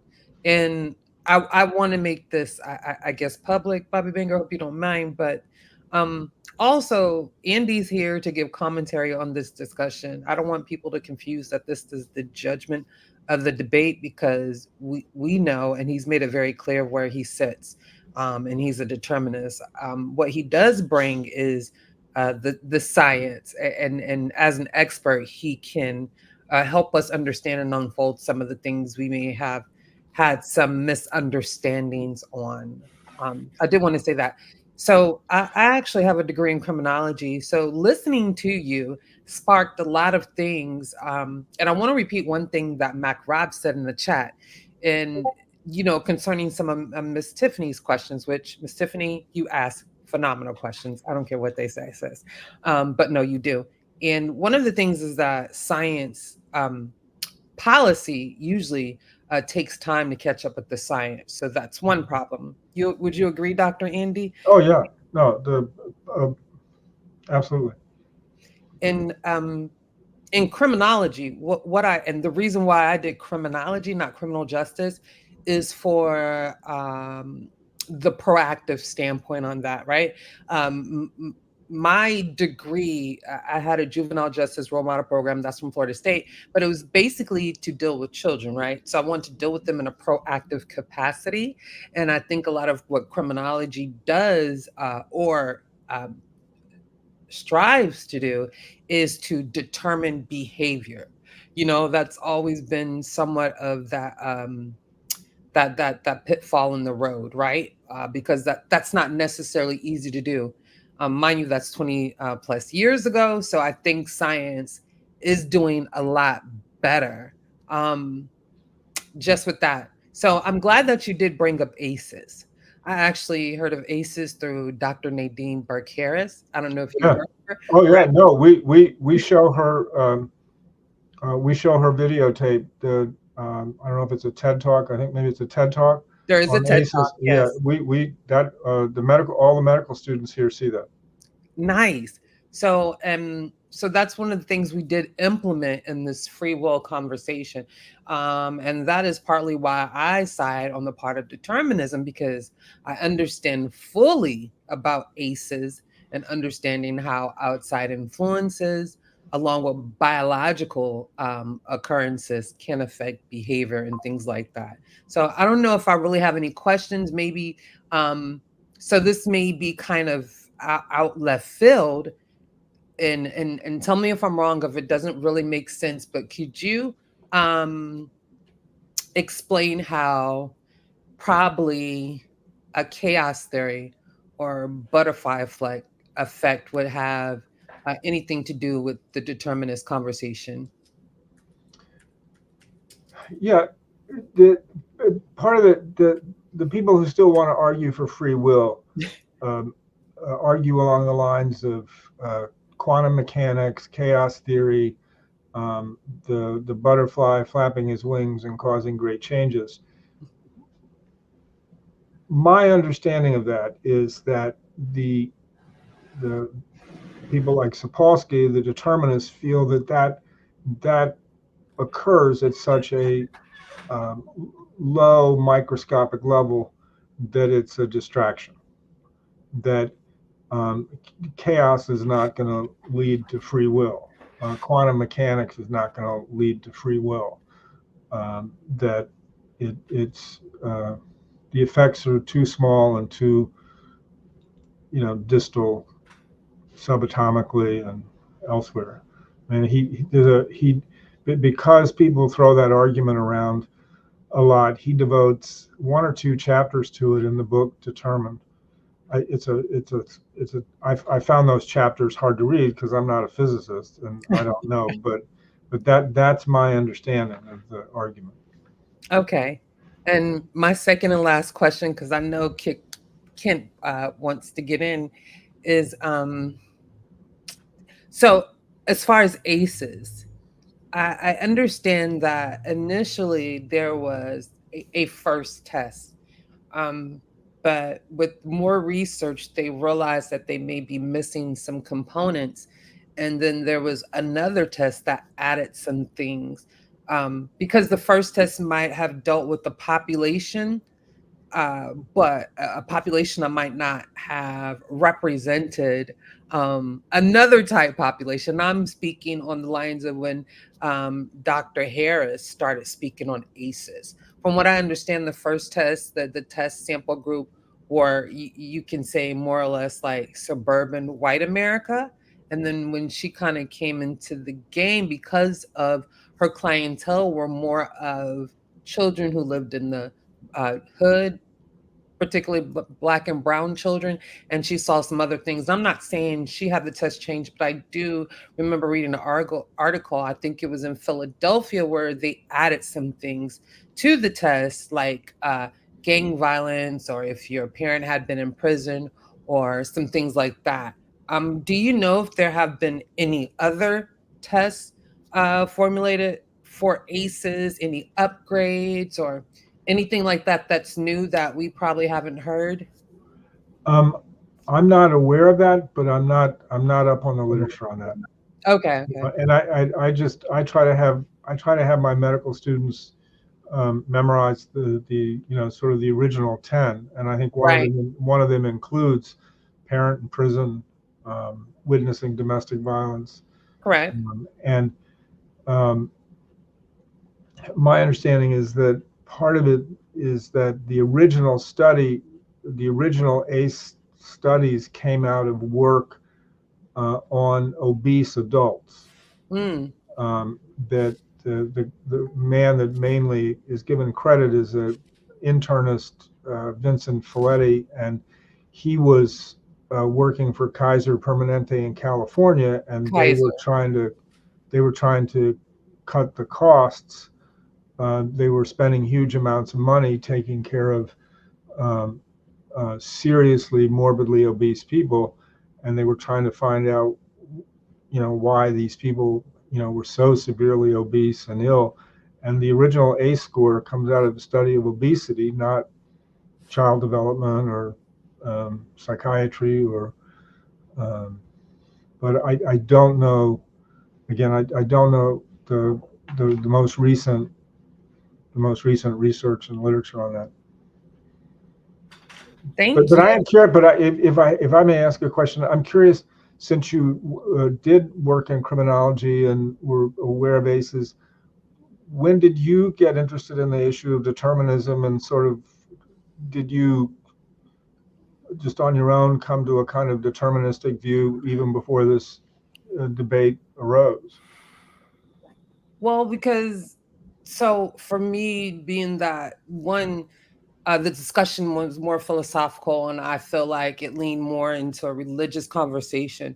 Going through criminology, again, we talk about things like how your environment can have an effect on your decision making. So when the conversation came up in pseudo killers, it just made the most sense as far as my background and my expertise. So I guess you can say that I was determined to be a determinist, right? I mean, but also because of my own personal upbringing, and I can juxtapose and say, I could have been this way, but because of these certain types of interventions, I was able to have a different type of life than the one that I was, I guess, determined to have.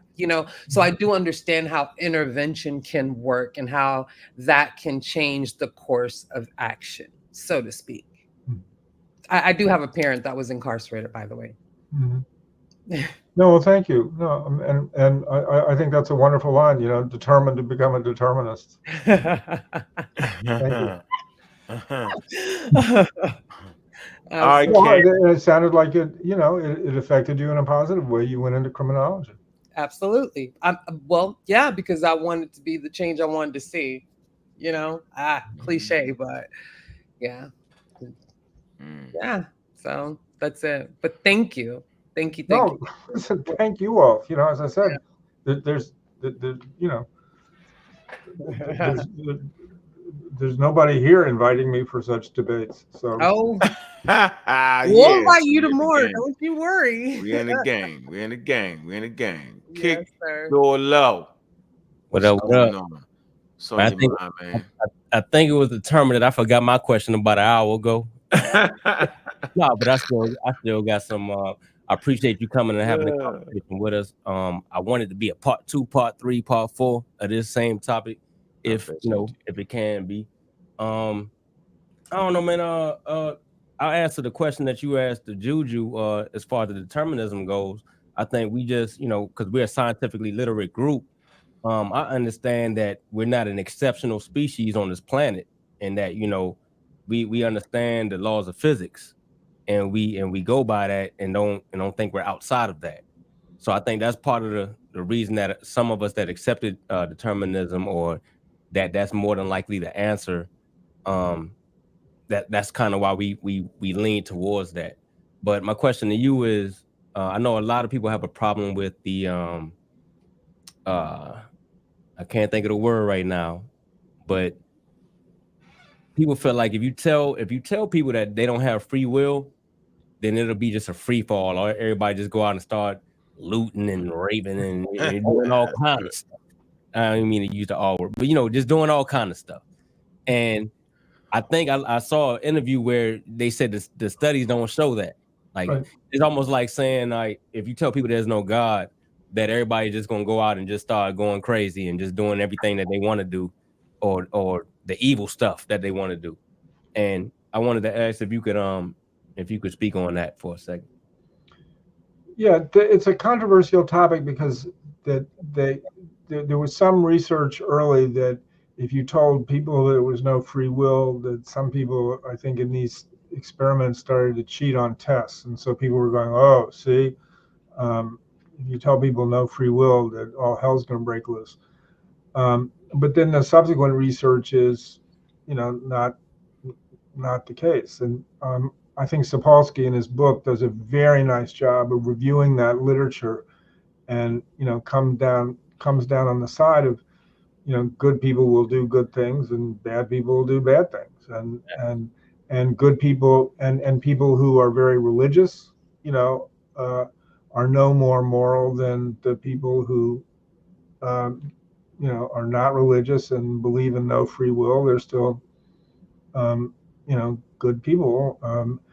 And if you step back from it, I think it makes sense because again, they probably had a track record of being good people because they're all the influences in their life up until that point. Yeah. For by reason of good fortune and all the things that shape us into who we are, they're good people regardless of whether they believe in free will or don't, or religious or not religious. The line I always like is, which is sort of connected, is good people will do good things. Bad people will always do bad things. Mhm. If you want good people to do bad things, you need religion. True indeed. And even among scientists, it's always get thrown at us.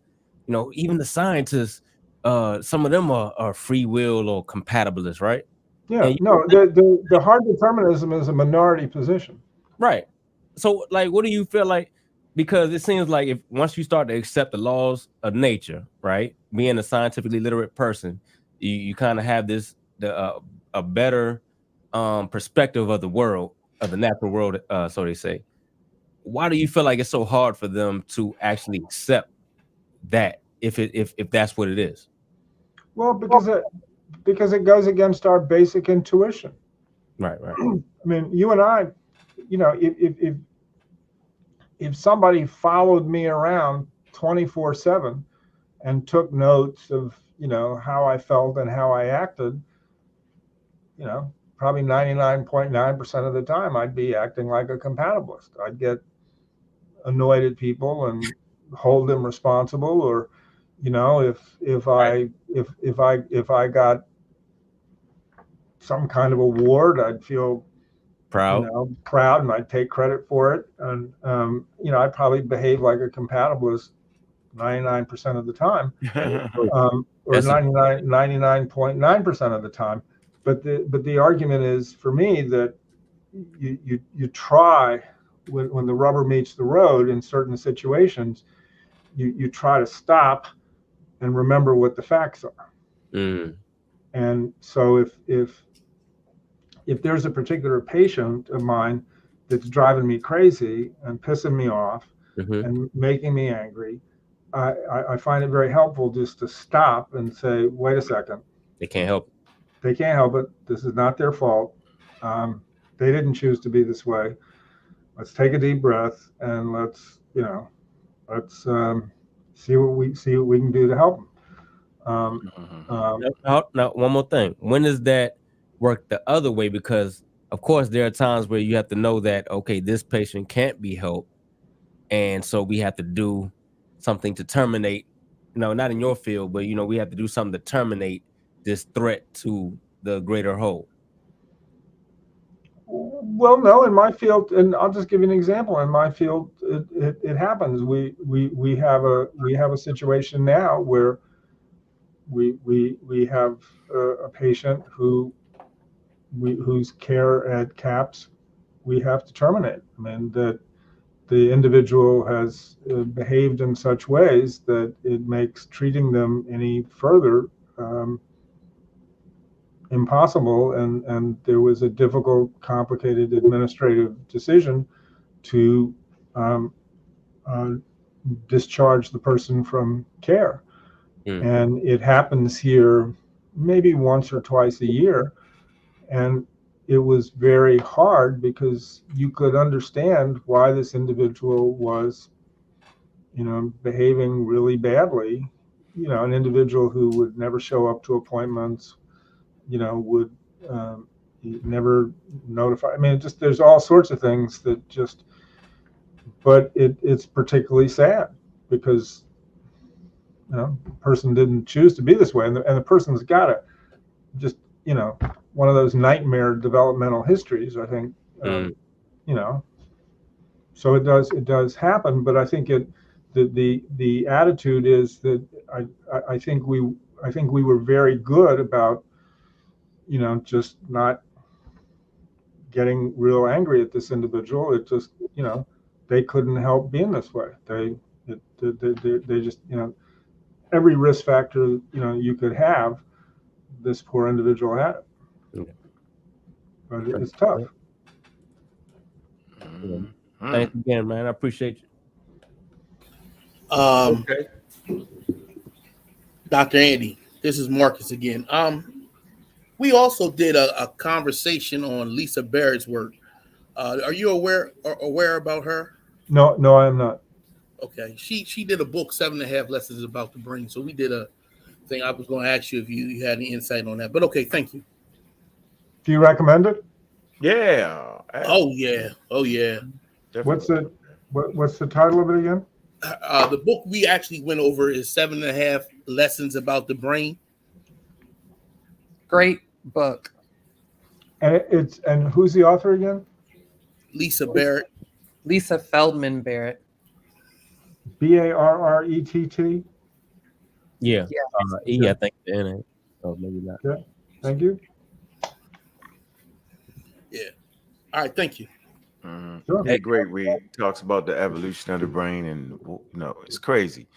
So for me, since I'm a stark evolutionist, I have no choice but to understand why everything is based off of the evolutionary process, based off the environments, how environments put environmental pressures on living organisms. So if I understand it, then I can understand how we actually have no choice, that everything actually has a influence on it. Like I get that, right? I recognize that I don't have to necessarily understand it, but I can get that. And the thing that helps me understand it is compatibilism. You said fundamentally we all walk around like that. I said this earlier. So for me, when I hear that, I say, okay, so there's something about us that make it seem like we need to have that choice. It's something about us that make us think the earth is not moving. It's something about us that makes us think that the sun is actually, rising and falling. None of these things are actually occurring. So I can understand clearly based off of evolution, based off of things that are counterintuitive, I can understand why we wouldn't even be able to understand that. I don't know if I mumble jumbled a little bit, but and it goes to one of the points that Sapolsky makes that I like is, okay, you raise a very good question, is that why did we evolve not to see it clearly? Why did we evolve to be compatibilists? Why do we act in retributive, punishing manners? And one of the things he goes through is that it may have been crucial for the evolution of cooperation. If you're not cooperating and I punish you, that may be useful. It may induce cooperation. And so there's a very good discussion about why we evolved to be functionally compatibilist. And one of the really funny things he has in there in his book is that chimpanzees are compatibilists. They relate to humans as if humans have free will. They can read a human's intention, and if they know that a human has the ability to feed them and is withholding food and is not giving them food, they get angry and they punish the human, or they try to punish the human. So they, you know, chimpanzees relate to us as if we have free will. That part I found really, you know, funny, but he does discuss that. I mean, if we don't have free will, why didn't we evolve to understand that? And why did we evolve to be such fierce compatibilists and insist that we've got free choice and that we've got free will and we have agency? Why do we evolve that way? And his argument is because it was useful to induce cooperation among each other. Very interesting. Well, I'm not sure how much time you got left. I don't want to wear you out. Look, I'm happy as a clam. Tell you what's funny. We had a lot of chatty in the patty. We call the peanut gallery around here, and they be very chatty. But none of them have the heart to come up and take a stance and you know, and challenge you with the questions. Around here, you know, one of the things we do is we like to challenge with questions. We really appreciate expertise. Matter of fact, we're reading a book right now entitled The Death of Expertise, the campaign against established knowledge and why it matters. Tom Nichols. I've heard of the book. I've not read it. Well, is it good? Excellent read. You know, there's certain segments of our community. Matter of fact, it's certain segments of the American community, let alone the Black community, that refuse to adhere to expertise. And it's amazing. Right into the point where the ambulance come get you and you're in the hospital, then you want some experts. You know, you're not gonna call the morgue and say, yeah, can I get the undertaker to put this surgery on my mother? You ain't gonna do that. You want that doctor. Now you might play the vaccine game. Not that if Fauci don't know what he's talking about. Yeah. But when you get sick with COVID for real and in a hospital, man, can I get some expertise? So I find humans to be very, very funny.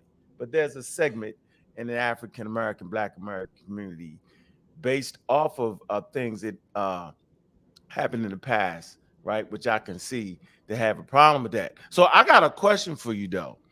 And this was Miss Tiffany's question. I don't know how she forgot, but I didn't forget it. We might be a little bit offbeat. The question was, can you see how, I don't know if I'm getting this right, Miss Tiff, a person born in 1918. Yeah, I asked him this earlier. What you trying to jump? Well, go ahead then. Now you remember. I asked you this question earlier. Go ahead. Andy. Go ahead.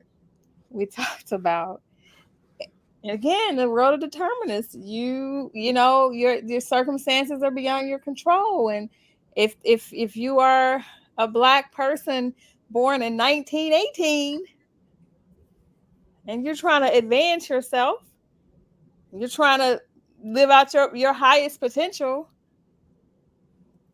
would it be far-fetched that an individual might quote unquote lie or embellish in order to move themselves forward in a world where the deck is fully stacked against them? Born in 1918, and we spoke about this earlier, and you also told me that the deck is still stacked in 2024. Of course, the implications are different now in 2024, and it's unfortunate because, like you said, the deck is still stacked. Seems unfair that certain people have to work extra hard just to get something because the deck is stacked. That's another conversation. I'm talking about somebody born in 1918. So, yeah. No, I mean, it still happens. I mean, you know, but I mean, just to give you another example, I don't know if you remember that Bill Clinton's ambassador to Switzerland embellished his CV, and he claimed he was a veteran and was buried in, when he died, he was buried in Arlington National Cemetery, and then it came out he was not. He'd lied about it, and he got disinterred at Arlington National Cemetery. They dug him up. But the issue of embellishing CVs happens a lot because, again, we have to compete for jobs, we have to compete for status, we have to compete, and there's a temptation there to embellish, and it happens, and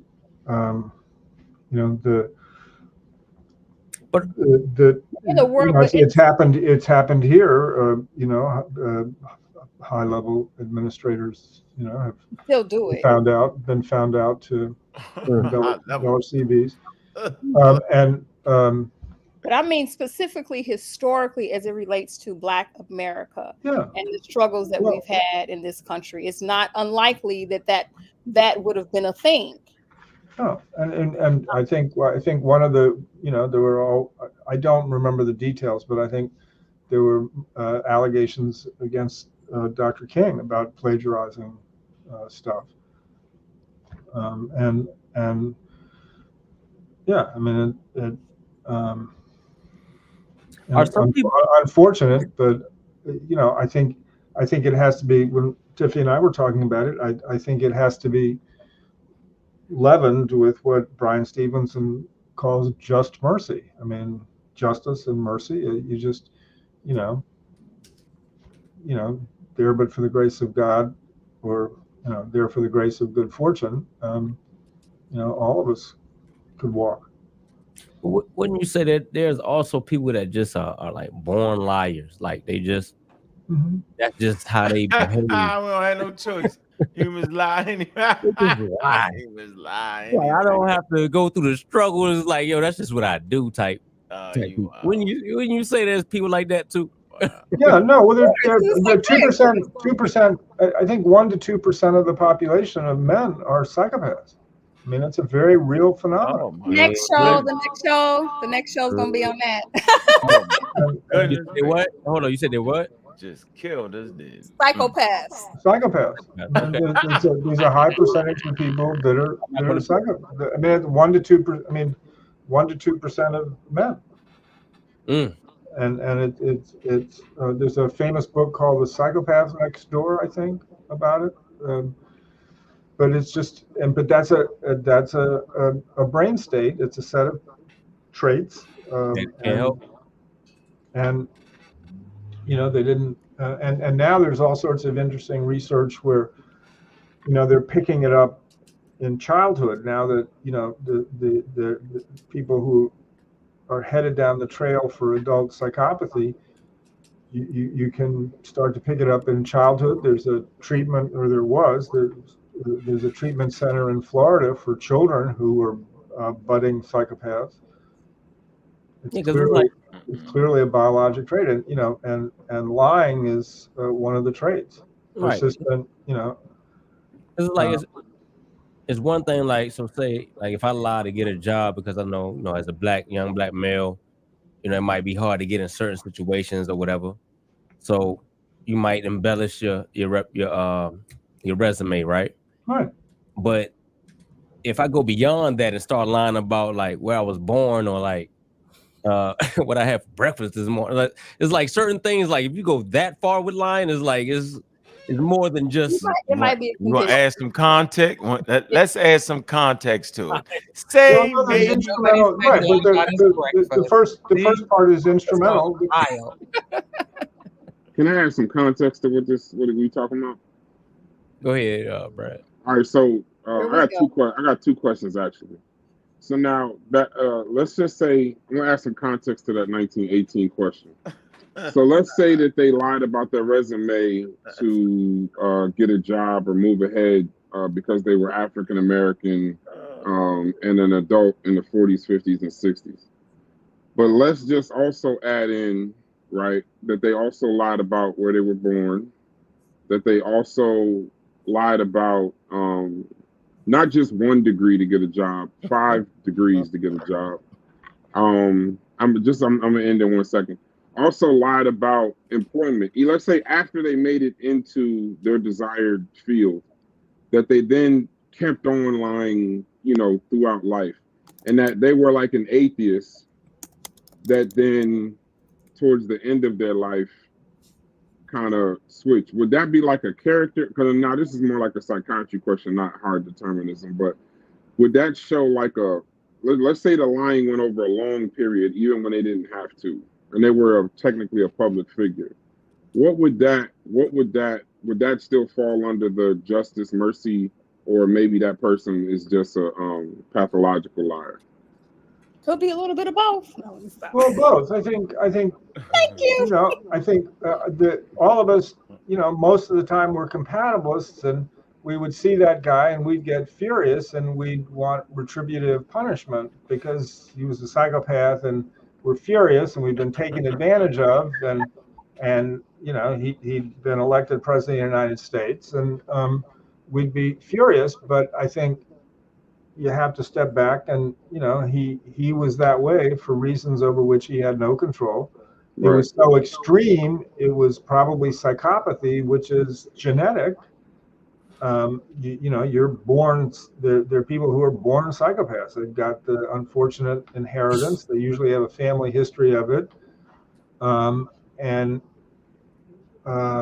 you know, it looks like, you know, for instance, I think Donald Trump's father was, I think, a less than honest man, and he was dishonest, very dishonest. So I think you've got to pause and you say, okay, why is he this way, and what's justice, as opposed to just retributive punishment. Before I ask my next question, I just want to point out that we were literally talking about somebody specific, and I think you kind of put the traits towards Donald Trump. So I think that was interesting that you did that. So that kind of gives me an idea about who we actually were talking about. But the second part, my question, I wanted to ask you this question when you were here before. And once again, thank you that you came back. I really appreciate this. I wanted to ask you this question before. Also, do you have a different, I guess, foundation for us to, because I'm looking, it says Center for Inquiry. Is that where we will put donations for you? Or do you have something else that you're supporting right now? Well, no, I'm on the board. I was on the Richard Dawkins Foundation, and that merged with the Center for Inquiry, CFI. Okay. And I'm on the board of trustees for CFI, and obviously we're always interested. I mean, mostly in members. I mean, if you look at the website and it looks like an organization you might be interested in joining, we're always up for members. Okay. So I think that above all else, in terms of donations, yeah, I mean, obviously the organization is a nonprofit that we're always looking for. Even small donations.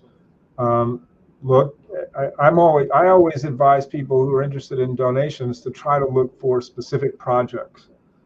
And if an organization has specific projects that you're interested in, do targeted donations. I think that's always the best way to go. But no, the Center for Inquiry is the one. Excuse me, the Center for Inquiry is the one. Okay, so my question was involving the scientific method. How does hard determinism reconcile with the scientific method? And the reason why I ask that is because it seems like the scientific method relies on experiments, right? So they would have the free will to design and analyze data and draw conclusions and stuff like that. So doesn't the effectiveness of scientific inquiry kind of presuppose some level of autonomy from determinism? Like, wouldn't they have to? How do you explain that? Wouldn't there have to be something that goes away from determinism in regards to do that? If I understand your question, I would say no. I mean, the discovery of the scientific method is, one of the great discoveries of the human race. Mm-hmm. I think, I don't think it's evidence against determinism. I think it's, again, the luck of the universe. I mean, and the scientific method, the argument for determinism is based on neuroscience. Right. And so it's based on the findings of neuroscience, and any scientific finding has to be empirically supported, ideally replicated, published in peer-reviewed journals. The things that are safeguards against wishful thinking and deceiving ourselves. No idea is worth its merit unless it can withstand critical scrutiny, is supported by data. And I think that's where we are with determinism now, is that I think the neuroscience in my lifetime is just extraordinary. I mean, it feels like it's gone from nothing to extraordinary. But I think we now have enough neuroscience, solid empirical evidence to support the argument against free will. Okay, I appreciate your answer. Once again, I appreciate you coming back and supporting, and hope we can see you again. Thanks for having me. I got one more question. I went over Robert Trivers last time you was on the show, Dr. Andy. You said about reading Robert Trivers. Mm-hmm. So I read his book twice, really, but I read his book. How would the act of deception, being under his argument that it's a evolutionary purpose for deception, play in maybe how we view our own behavior? Okay, well, he makes the argument, which I think is correct, that self-deception evolved to make us better liars. I can convince you of something more effectively if I myself am convinced of it. And so we're good at self-deception, and that's how it evolved. It made for more effective lying. I think other aspects of self-deception are that we all have an optimistic bias. That most of us, all of us. I mean, just to give you an example, I mean, all of us think we're above average drivers. That couldn't be true. All of us can't be above average drivers. I mean, some of us are average drivers, some of us are better, some of us are worse. We always overestimate our competence. So there are little things, and I think they enhanced they enhanced our cooperation and enhanced our reproductive success. I don't know if that answers your question, but that's again one reason for the scientific method, is because the people that we're most effective at deceiving are ourselves, wishful thinking.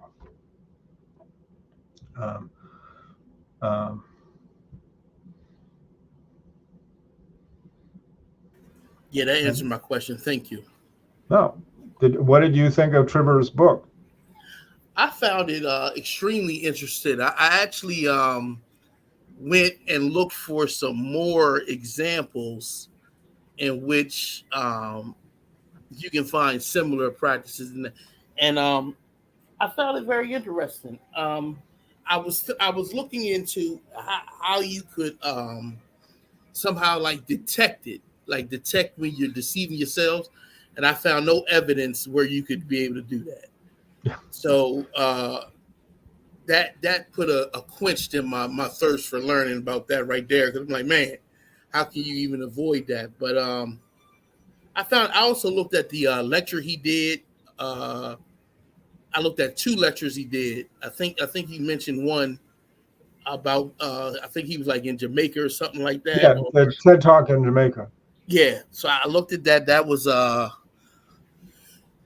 yeah. So I found it very intriguing, and I'm still working out some of those things, and some of it was somewhat counterintuitive. I had a hard time accepting it. So Yeah, well, I think you know, a lot of the science of human nature is hard to get our heads around. I very much like him. I mean, he's a tragic figure, but I think all his interviews and talks, the things that are posted, I think are, you know, superb. yeah, I definitely think it's excellent. I'm going to give it one more read over, just to make sure I didn't miss anything. Yeah. Well, the other thing to look at if you like it is his autobiography. Is, I think, again, utterly fascinating and utterly tragic.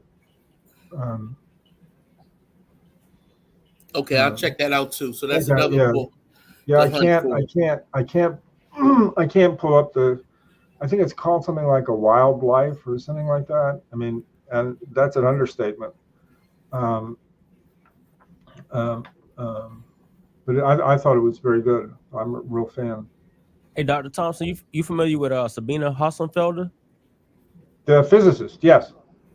Okay, yeah, I've been reading hers lately. The what is it? The essential physics. What is it? The one she got. I've not read her book. I've read essays she's written. Existential physics. Existential physics. There, yeah. I've been listening to that lately, and she tackles free will on her. Yeah, no, she's very good on the subject, I think. Yeah. But I find it hard. She's tough I found her tough to follow. What do you think about her work, man? You think, like, I know she goes against a lot of the mainstream ideas when it comes to science, but I always kind of see her fall back into the empirical evidence. Like, have you ever seen anything that she said that's kind of like outside the scientific realm?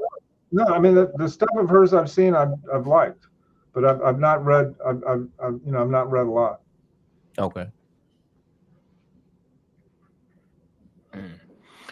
Well, man, we're having a powerful show, man. We coming up on 3. We like to keep it no longer than that.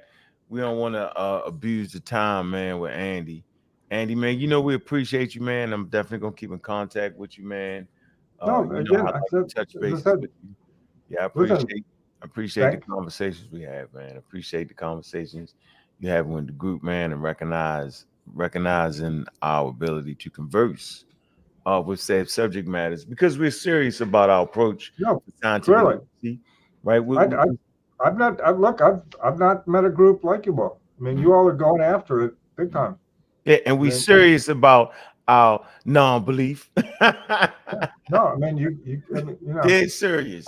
So yeah, you guys are fearless. I mean, well, the world we live in has made us furious, right? The world we live in has made us courageous. As African Americans, Black Americans, we appreciate the discourse, and we appreciate high-level conversations. We know we represent an anomaly in our community for those who don't prescribe to a deity and believing in God. And so we want to always put our best foot forward, right? We appreciate the sisters in the group and the brothers in the group, and we appreciate this time we have to discourse with you. You know, show been banging, as we like to say, is banging and it's popping over here. So appreciate you, man. Again, thank you for having me. Thank Tiffany, thank you, and thank you to Marcus and Logic. You obviously there was huge amounts of work put in, so thank you. All right. Hey, we know we like to have our little after show on the Pseudo Killers. We're gonna drive over there in a minute and have some fun. Appreciate you, Andy, man. It's been a pleasure as usual. I'll hit that email and that thanks. And yeah, man, with that, man, y'all know how we do it around here, man. Big up to everybody, man, in the chat, man. I see you, Gemini. I see you, Chef L. We see you. All right, Bear, I see you. Joel, I see you. Afro Ninja, I see you. All right, man. The stars was out tonight, man, to participate in this conversation, man. Appreciate everybody. And with that, man, look, we out. Thank you. Absolutely. Appreciate it. hit them with that DQ, but I get kicked out if I did that. Let me get off this. My fingers is shaking for the DQ. Shaking. Nah, go ahead and hit that DQ, man. Come I on. hit no DQ. I hit to get cut off the back end. What in the world was we playing earlier, yo? We right here. We live, Yeah. Kent. We live, Kent. I know we We're playing appropriate music for our content, Kent. Hey, y'all want to do the after show? Hey, man, y'all coming on the after show on the Pseudo Killers, man. Strike it up. Rocking out. Strike up that after show. Because you know it's Sunday, right? Strike it up. Strike it up. Got it, Juju? You got it, you do the after show? The after show. Yeah, All right. Hey, All right, y'all. get 'em out I'm there. out. Y'all could ask me for a beat for all that. Huh? I said y'all could ask me for a beat for all that. Just Nah, right I don't here. even know what you talking about. Nah, Hey, we- people, what do you say? Everything, we ain't gotta be hip hop all the time. Black Yeah. people ain't a monolith. Yeah, he Like, is. I we grew up on rock and roll. Hip-hop. All that over here. Hey, man, y'all listen to the Community Skeptics, man. It's country. Yeah, man. Yeah, I like how we doing it. Hey, man, y'all listening to the Community Skeptics, man. Yo, we not a one-trick pony, man. We got a fastball, we got a slider, got a spitball. And we throwing it with accuracy, man. Well-organized lie, man. A well-organized lie. A well-organized lie, man. Repeat. Organized. Every That, time. man. We out. Man, going over to the Pseudo Killers, man. We can ruffle some feathers. The pseudo. And we